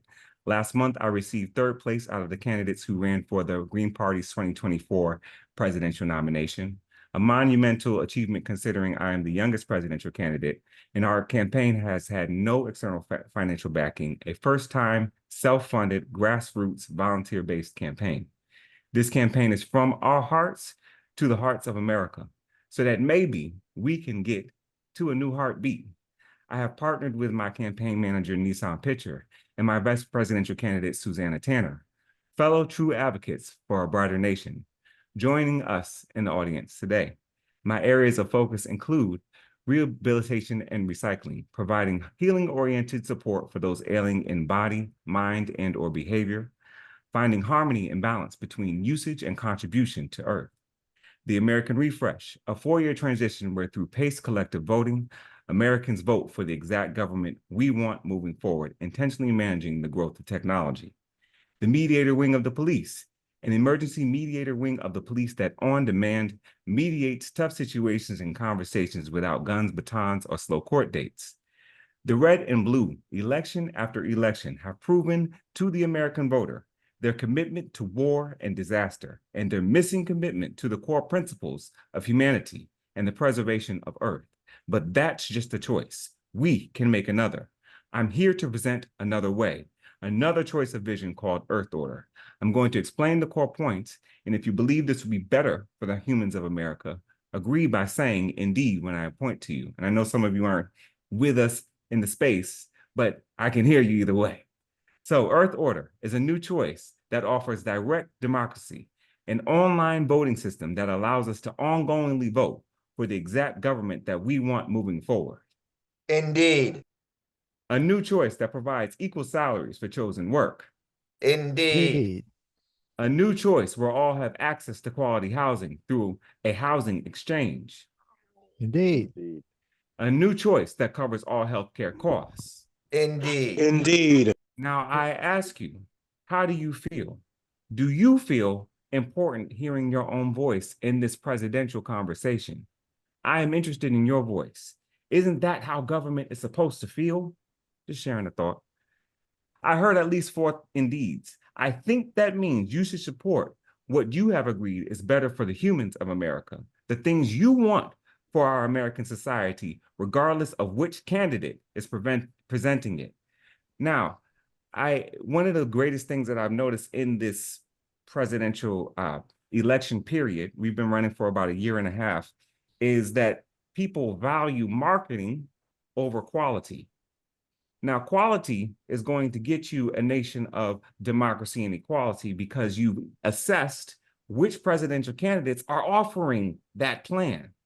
If they're not offering it, they should be not filling the space of your conversation, because everything that receives focus allows growth. If you are not providing the space for the democracy and equality and the people presenting it that you want in your life, then you will not reap the benefits of it. The self-esteem of our nation is low. We become pessimistic. As you've heard already in this conversation, we're not nice to each other. We can be angry. The police and military recruitment is low because people generally don't believe in the structure of our government. Our nation is becoming uninspired because we don't have a foundation of a government we can trust. Talking to so many people this year, and as an empath, I have felt the weight of our nation. The Davi campaign creates a direct relationship with the American government, the relationship so that we can have a stance on foreign policy that is reflective of the American will. This campaign reflects the average American's opinion that has never supported war in all cases, in all foreign wars, current and past. We pay billions for the most elite, technologically savvy military in the world, yet still don't have secure land or air borders. This is not a reflection of the equipment not being available, but rather a reflection of the military's intention and attention being too scattered around the world.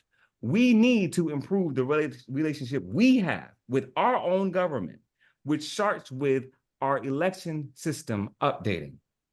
Because of our experience on the campaign trail this year, blocked from the primary ballots in states with the most delegates fighting for the equal treatment as a presidential candidate, we've learned the details of how the election system is failing the American people. And I was inspired earlier this year to write something called the Declaration of American Human Governance, presented by Human First America. This states that the American government must respect Americans as humans first before any other rules, corporations, or so-called artificial intelligence, to declare American human governance over our American government, taking action to ensure the accurate reflection of the people's will in government.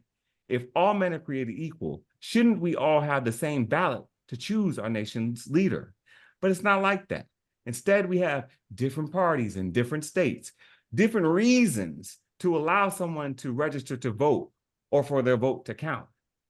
Even the former president who previously won an election is still complaining about the election system. If you are an American, if you have a social security number or a naturalized citizen and a state ID, you should be able to vote. That vote should speak directly into the government, not a suggestion to some electoral college nobody knows. Maybe we didn't notice it before, but each state's voter registration is infringing upon the equal rights promised to all Americans in the Constitution. It's time for an improvement to the voting system. Nothing in opposition to the current, just another way for each American to state their opinion. What you deserve as an American: equality, a fair vote as a human of America. Chapter 1 of our campaign was seeking a political party's affirmation, and that is now concluded. Now we understand these parties are not for the people, they are for themselves. Chapter 2 starts here and now with you. Will you allow us to come together and achieve the equality and democracy we deserve as Americans? Please visit buydavi.com/DAHG. where Human First America stands for a national election process to choose the president that is with the people. Now, what I would like to talk about in this particular, that's the overview of my campaign. But I would like to talk about in this particular presentation by Green Liberty. Thank you, Chuck, and Emmanuel, and everyone else who's put in energy to make sure that this is something that we are not only nationally but internationally echoing. That we are actually having a conversation that reflects what we want for our world. So if you believe in democracy, you must follow through. I thought I'd share a bit of a report back as a presidential candidate, which I think is important for the people to hear. I've been honored to speak to so many people with so many perspectives and life experiences, all willing to donate some amount of time to hearing about a real chance for democracy and equality, regardless of where it's coming from, regardless of who or where. We've never heard that before. This is the first time a plan for real equality and democracy is being presented by a presidential candidate. And I've been, honored to find out that that is actually true for the history of America. So we've experienced a lot of double talk in this year and a half of campaigning in the Green Party primary in Oregon, in Pennsylvania, and Kansas. I was part of the presidential debates, but mysteriously disappeared from the ballot. The Green Party is supposed to be the party upholding democracy, but in terms of the presidential nomination, first place blocked me and other candidates from being on the ballots in states with the most delegates. Second place spent the year lying about being on 48 state ballots. So if you remove liars and cheaters, which candidate really won a Green Party nomination? I had the same person who said that I was a libertary spirit of the election say that he didn't think of me when thinking about liberation. Liberation is for all. I am either part of the all you want for liberation, or you are just another authoritarian who believes in a specific group's liberation. If you believe in democracy, follow through. Who do you believe liberation is for? Whose voice is important to define liberation? Because if you are curating who liberation is for, you are also authoritarian in your own construction. Honesty and sincerity internally is what must be practiced for honest and sincere living experiences externally. Though we'd like to hope that that isn't the case, it is the truth. A good analysis and a detailed complaint is only useful only after and or finding a new authority or judge in which to expect democracy from. We must acknowledge that where we have expected democracy from has repeatedly failed. And this innate of itself is the great endeavor. A system that composes and maintains democracy is the great endeavor. We who believe in democracy, who are naturally compelled to work for it. Why are we at a convention about democracy and not about plumbing? Because we represent whose attention is somewhere else. Just as we trust the plumbers to keep our sewage system flowing, we who fight for democracy must do so optimally. But instead, many allow marketing to dominate over quality. We find that many of those who represent corporate interests and not the human interests feel our conversations. We trust the plumbers to come up with solutions, yet they cannot trust us. We cannot choose who is part of this family for democracy, but we sure do have to figure out how we can best use each other's perspectives and energies in the most optimal way for the solution. Operating in honesty and in sincerity is the only way we've got to get forward. Democracy does not choose who democracy is democratic to. Democracy only includes all who are there. Liberation is greater than your opinion, your perspective of what liberation looks like, because liberation is freeing of all and not just you. All may not look, sound, or talk the way you prefer, but all is the key to your liberation. Have you made space for the liberation of all? If you believe in democracy, follow through. It is time to upgrade our expectations of ourselves. What does unity look like? It looks like the unity of those who care about real humanity, placing the actions in a timeline and unquestionably completing the task, moving in a united concert of many ideas that indisputably increase the quality of life for all humans in America. The first and most urgent, indisputable act of democracy in 2024's election period, signing the Declaration of American Human Governance, and continuing with some of the great ideas presented today. With some strategy, putting together like puzzle pieces, we come together and we contribute the best to all, unmoved by our oppressors' news. If we are to learn anything from those oppressors, they are unmoved by our news, what we find important, and thus are successful in achieving their own news. If you believe in democracy, follow through. ByDavi.com. Thank you for your time. Thank you, Chuck, and I look forward to the conversation. Thank you, Davi. And Green Liberties in solidarity with, Davi has this interesting call for a fourth leg of government, direct digital democracy, very modern. We've had debates around, is the energy to be developed in the local or is it in a national? And Davi is definitely national, and he's a whole, I feel the, very national. I mean, you're in the state, you want all the people to be able to contribute to the policy development through a digital voting program. And it's Absolutely. intriguing. And I know that there's, in the Green Party, there are a lot of wonky people that are into the electoral things and would be very interested in that. So welcome, and for being in Coalition for Liberation. Adam is in, if Adam, could we get spotlight on Adam, if you're there from Australia, and then, we're going to just do a Workers League. Workers League, and you hooked up with Emmanuel in the course of Emmanuel's campaign. And so we want to put the spotlight on you and welcome you and this, program to develop Liberation Coalition and tactical things we can be doing and getting on building a big tent for change. So Adam, if you will, I'm going to take the spotlight off of me. We're at the top of our 2 hours. We're going to go longer. We're still going to keep the recording on. And so people can peel off as you see fit, but we're going to go longer and have some Q&A. And I do want to loop back to my notion of electoral politics and bully pulpit and, reclaiming the Green Party and all the while demanding an egalitarian society and how we build our story around that is of my great interest. Adam, please welcome and just introduce yourself and we're happy to have you.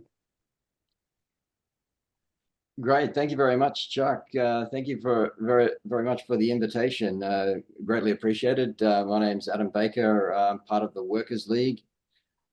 We are willingly endorsing Emmanuel Pastrijk's campaign for US president, and we do so on three main bases. One being the COVID operation, that the terrible time of the COVID lockdowns and vaccine mandates and the PSYOP, if you like, should never happen again, and should be totally opposed. Secondly, on the anti-war issue, which is crucial, and it's important to, as Emmanuel does, to oppose all wars that are waging and raging around the world. And I agree, World War III is arguably here already, and we're on the brink of nuclear war. But it's very important to oppose all the wars, not just one or two of them, which is what many of the movements focus on. So that's a very important plank. And thirdly, we must stand opposed to total corporate monopoly and corporate domination of society. These corporations are so large and so powerful that they are taking over and blocking our participation in society in a certain sense. So those are the three planks that we are supporting and endorsing Emmanuel's campaign for president. Also on climate change or the other collapse of the biosphere, the devastating environmental crisis that is afflicting the world. I mean, I know that in recent times, many or some believe that climate change is a hoax and fake and it's not happening and this sort of stuff. But I think the environmental crisis has to be acknowledged and has to be confronted as a big part of that. That said, the Workers' League is a socialist and Marxist and Trotskyist organization. We were perhaps unique in what we call the freedom movement, in that the COVID left, what we call the COVID left or the mainstream left, certainly collapsed on COVID and joined with the state, joined with capitalism and imperialism to impose the COVID repression, to impose vaccine mandates, to impose lockdowns and so on and so forth. There was a small part of the left, which was the anti-COVID left, which because of the capitulation of almost the entire left, was there, but it was very small.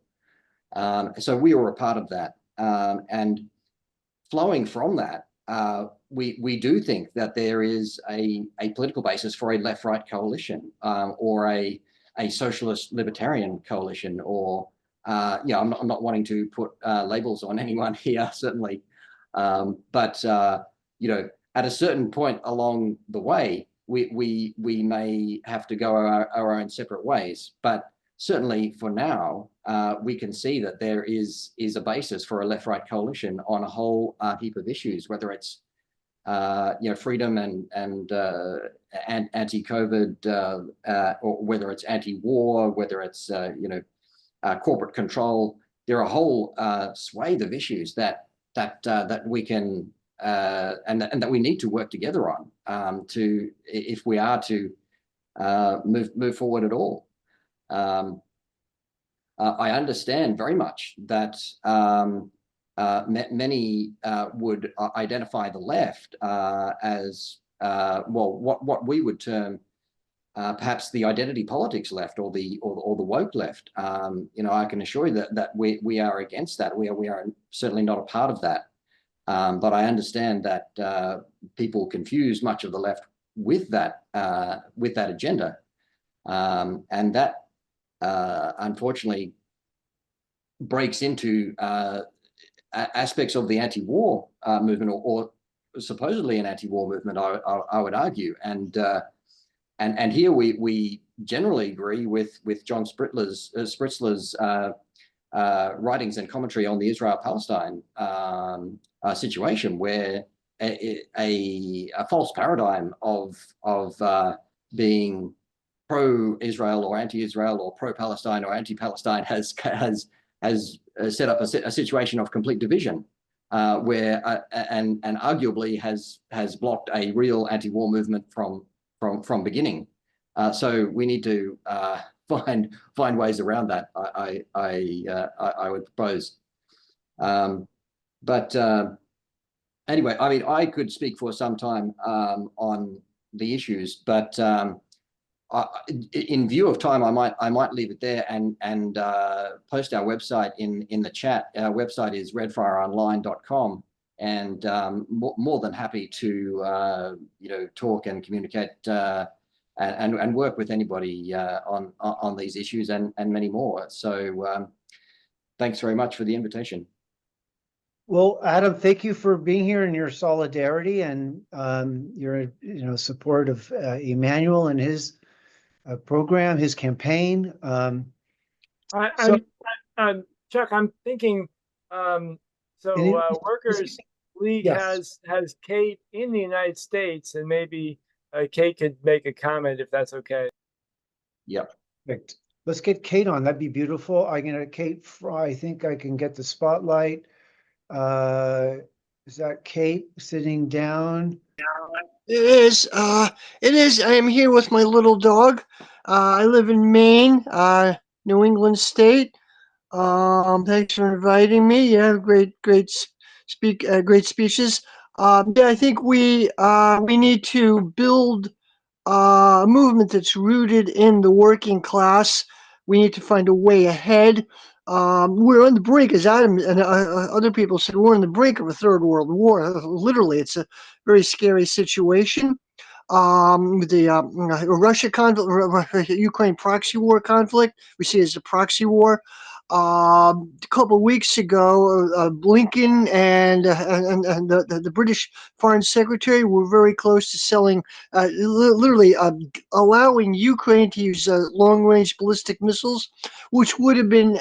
Ukraine doesn't have the ability to launch these, so it would have been from NATO itself. And Putin said he considered an act of war. That was a yes. Can everyone hear me? Can everyone hear me? We still hear you. Yeah, that got garbled. There's some garbling going on. Yeah, Is that- I'm on my phone right now. I'm calling from my phone. So yeah, Okay. I'm just gonna say we're in the brink of a third world war situation. It is very, very scary time in history right now in so many areas. And we need to build, I feel we need to build a movement rooted in class struggle, if in the American working class, which is under attack in so many areas. And I agree the current what's on offer mainstream politics in the US is just insane. It's just puerile, such a primitive level. So we need to build, I think, a class struggle politics against the COVID tyranny, the lockdown tyranny, against so many other things. And that's about it. And I would agree that the electoral system in the U.S. is bankrupt. Its electoralism, I think, is dead. Its electoral integrity in the U.S. is a very low level. There's no chain of custody is not observed. U.S. is telling other countries like Venezuela, other countries, but our electoral system is extremely bad, really, and we shouldn't be telling other people how to run their elections. Electoralism is a dead end right now. It's a total dead end. It can be useful for building a movement, but the system itself is not legitimate. It's a completely unlegitimate system. I don't completely know the way ahead, but it lies in building an alternative rooted in class struggle. All right. Thank you. Uh-oh.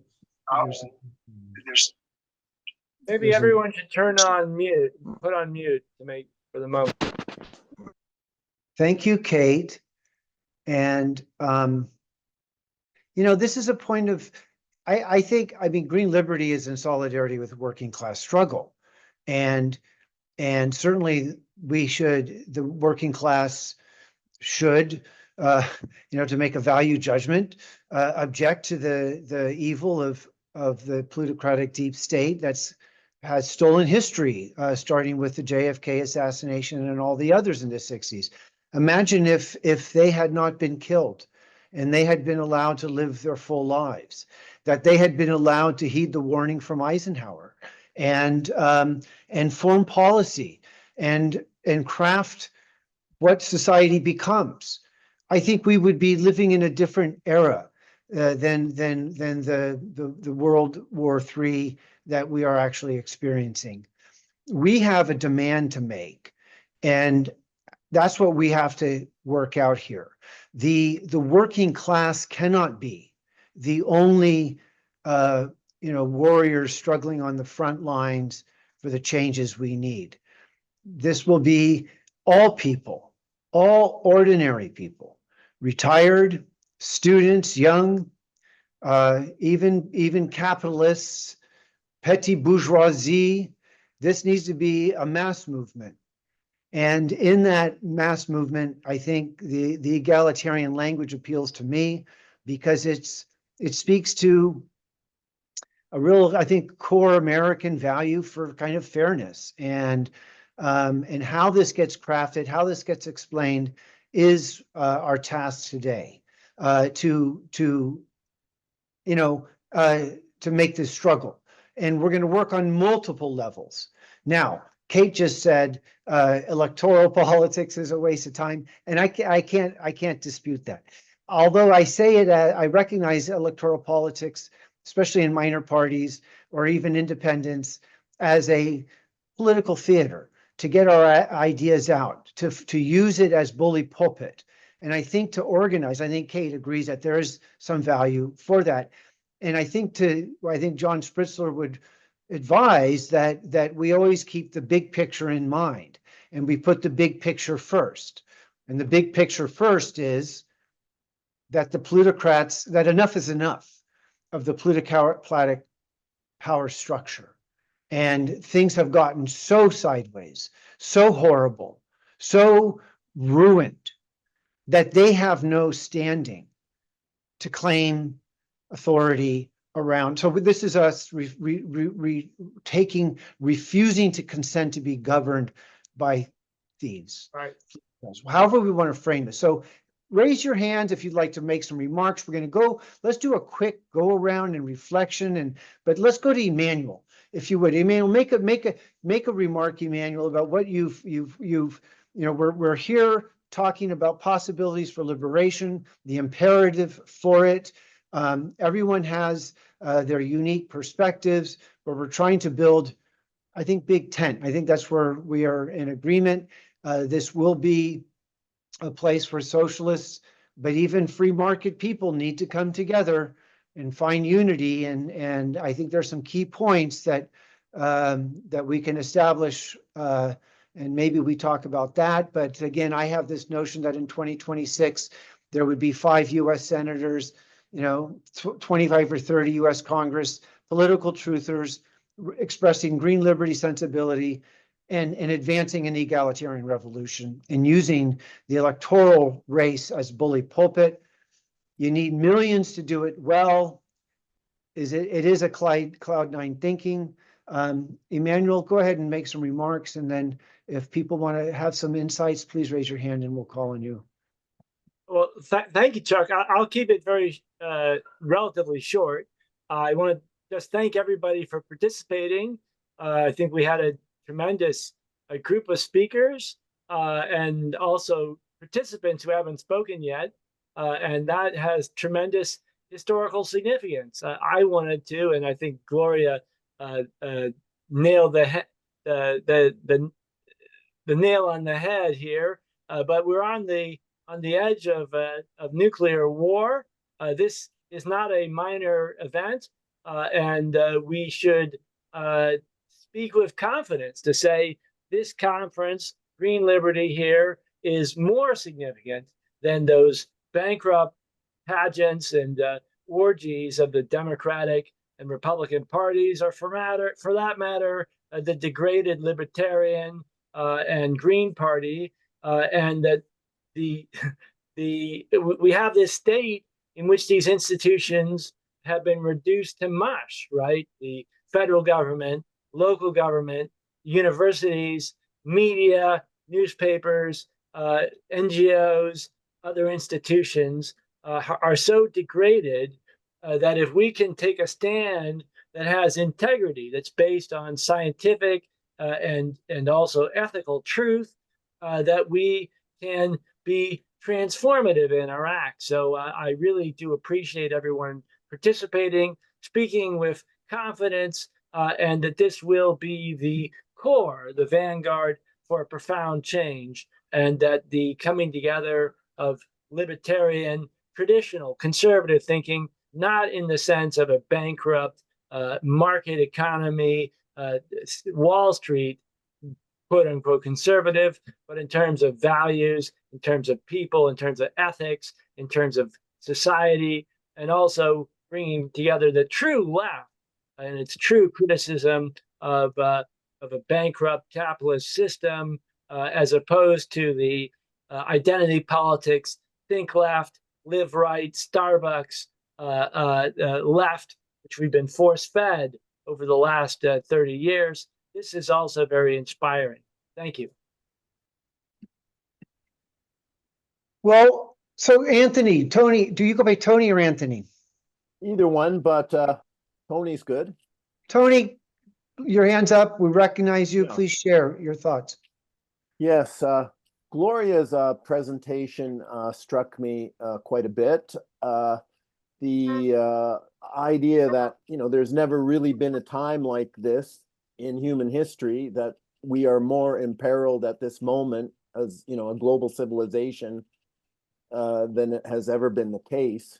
And so every other issue kind of becomes secondary to, you know, the future of humanity or all life on Earth.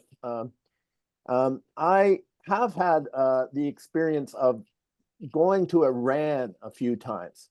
And, you know, part of what I see going on here is, well, this started as a national convention, but now you have some Five Eyes people, somebody from Canada, somebody from Australia, and maybe that needs to be somehow figured into it.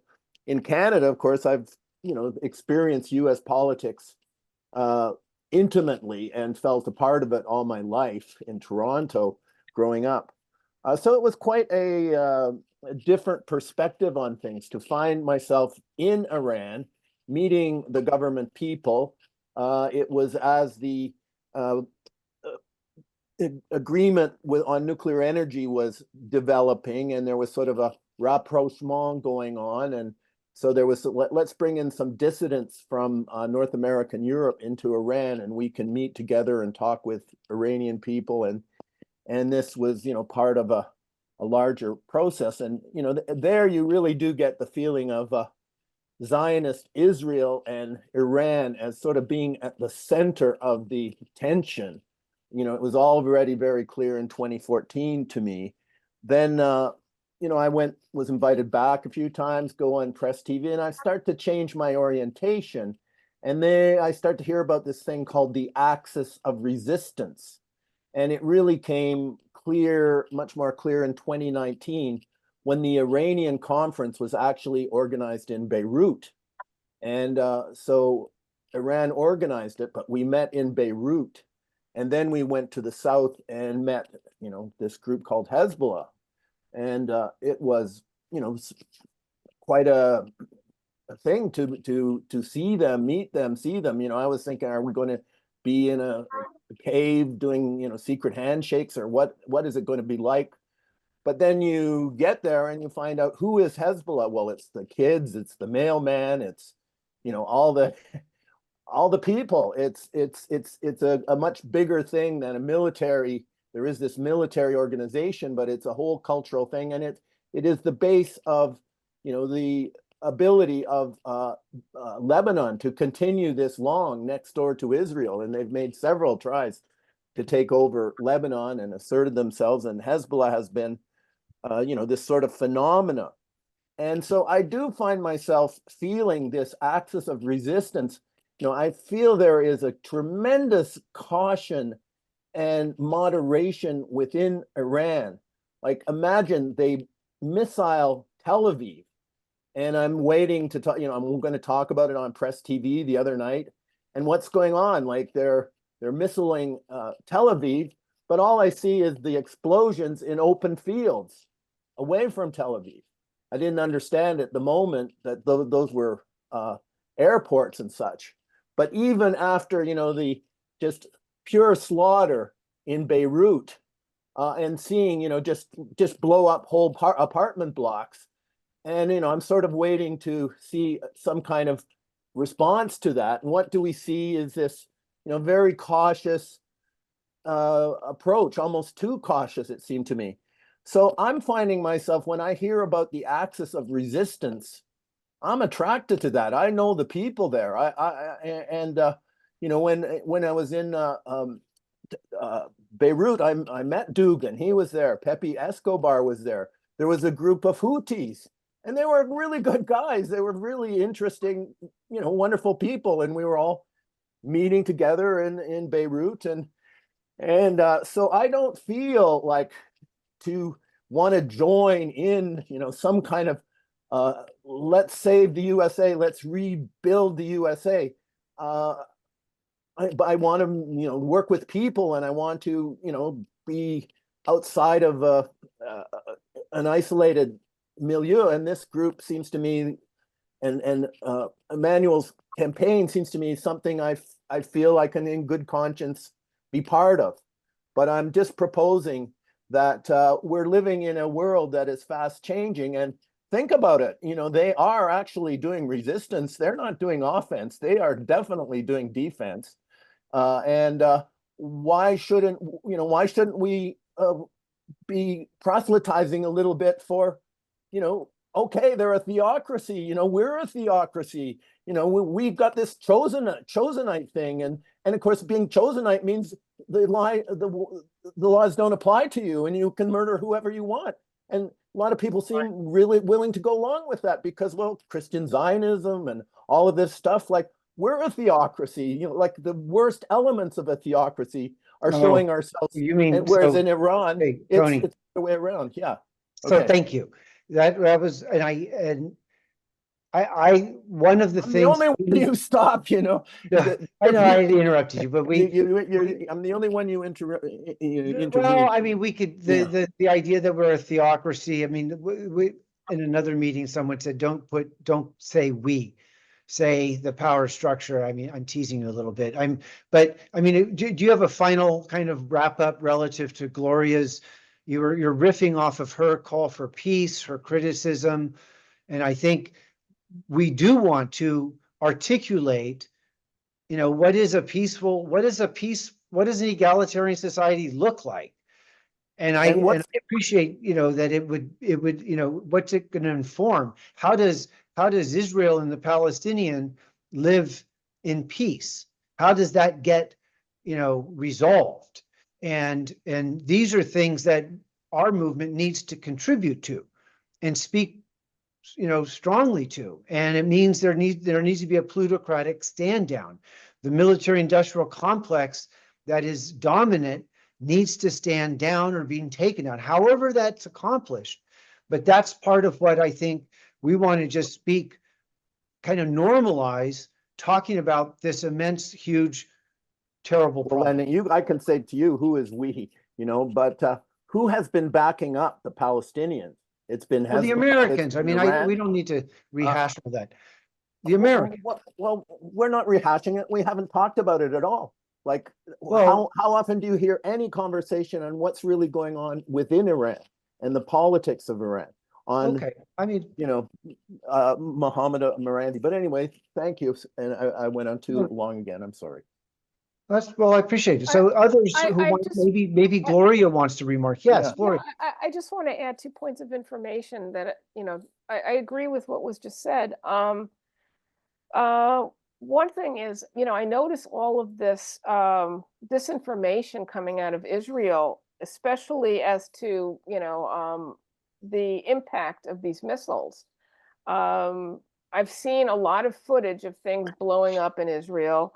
I've read that they've hit military bases, they've hit airports, they've hit Mossad, and yet Israel is claiming nothing happened. They knocked out all these things. So I just wanted to put that out there, that we're being fed this incredible disinformation, and for the most part, the American public is buying it, and the reason they're using this information is because they want to pretend that the Iron Dome works and that Israel is just fine, when the reality is it's not the case. And so that's one thing, and it kind of prolongs the concept of the war. And what I was saying about Ukraine, that basically, we have destroyed Ukraine. We've murdered their whole population. We are going to destroy Israel. Okay, and when I say we, it's not me or us. It's, again, the United States government. But as a U.S. citizen who is paying taxes for this, it's galling. So, I mean, if I say we, I mean, it's my dollars that is paying to, destroy Israel. So we're not fans of Israel. Our government is destroying Israel by putting Israel in the crosshairs, by encouraging them to go after Iran. You know, I mean, the other thing I just wanted to point out as a point of information, and this was also said, and I agree with you, is that you know, Iran and Russia, when they engage, they're not engaging with the civilian populations and infrastructure. When they hit infrastructure, it's really like kind of a last resort. What they're really aiming for is command and control centers and military installations. And they are really, not that they have gloves on, but they're kind of following the rules of engagement that have been going on for centuries. You're not supposed to blow up civilian populations. And what's going on with the United States and Israel is completely off the hook. I mean, you know, we are witnessing a genocide. There's no way to sugarcoat it. And what's going on in Lebanon is beyond the pale. I mean, they're bombing cities, they're bombing apartment buildings. And you know, and Ukraine has been doing this in the Donbass region since 2014. I mean, these civilian targets, and they're using weapons. They're using white phosphorus, which is illegal. It's hideous. You know, so I mean, really, the United States and Israel are war criminals. These are war crimes. These aren't even just, you know, military operations and war. These are criminal acts. But the American public is not told this, and the American public just believes, you know, these ridiculous things that make absolutely no sense. That if anyone questions them, they hold no water. They're like sieves. You can see all the lies right through them. But we are trained since childhood not to use our deductive reasoning. We are taught not to use critical reasoning. We are taught to believe what we're shown, even if it disagrees with any sense of logic. So we have to awaken everyone. Use your resources. Debate. Talk. It's very important. So, you know, I'm very thankful to Chuck and to Emmanuel and to everyone who has joined us here tonight to really engage and to really discuss, because this doesn't happen anywhere else. This happens here. And that is really remarkable in and of itself. So it happens in other places. Thank you, Judy. Only where you go, Judy. So let me just say Thank to you. Gloria, thank you. On that note, I'm going to end the recording and we're going to stick around and chat. I'm just going to turn off the button because, and I want to just say to anyone watching to the end of this, if they're catching up, this was a Green Liberty convention. We didn't actually conduct any formal business. We didn't make any hard decisions, but we are a meeting of minds and building fraternity and sorority, or whatever it would be, camaraderie around struggle and facing this very, very difficult epic time we're in. And we're doing that in our conversations together and building projects together. So stay tuned to Green Liberty and the Green Renaissance movement. This is Chuck and I'm out. I'm going to end this recording.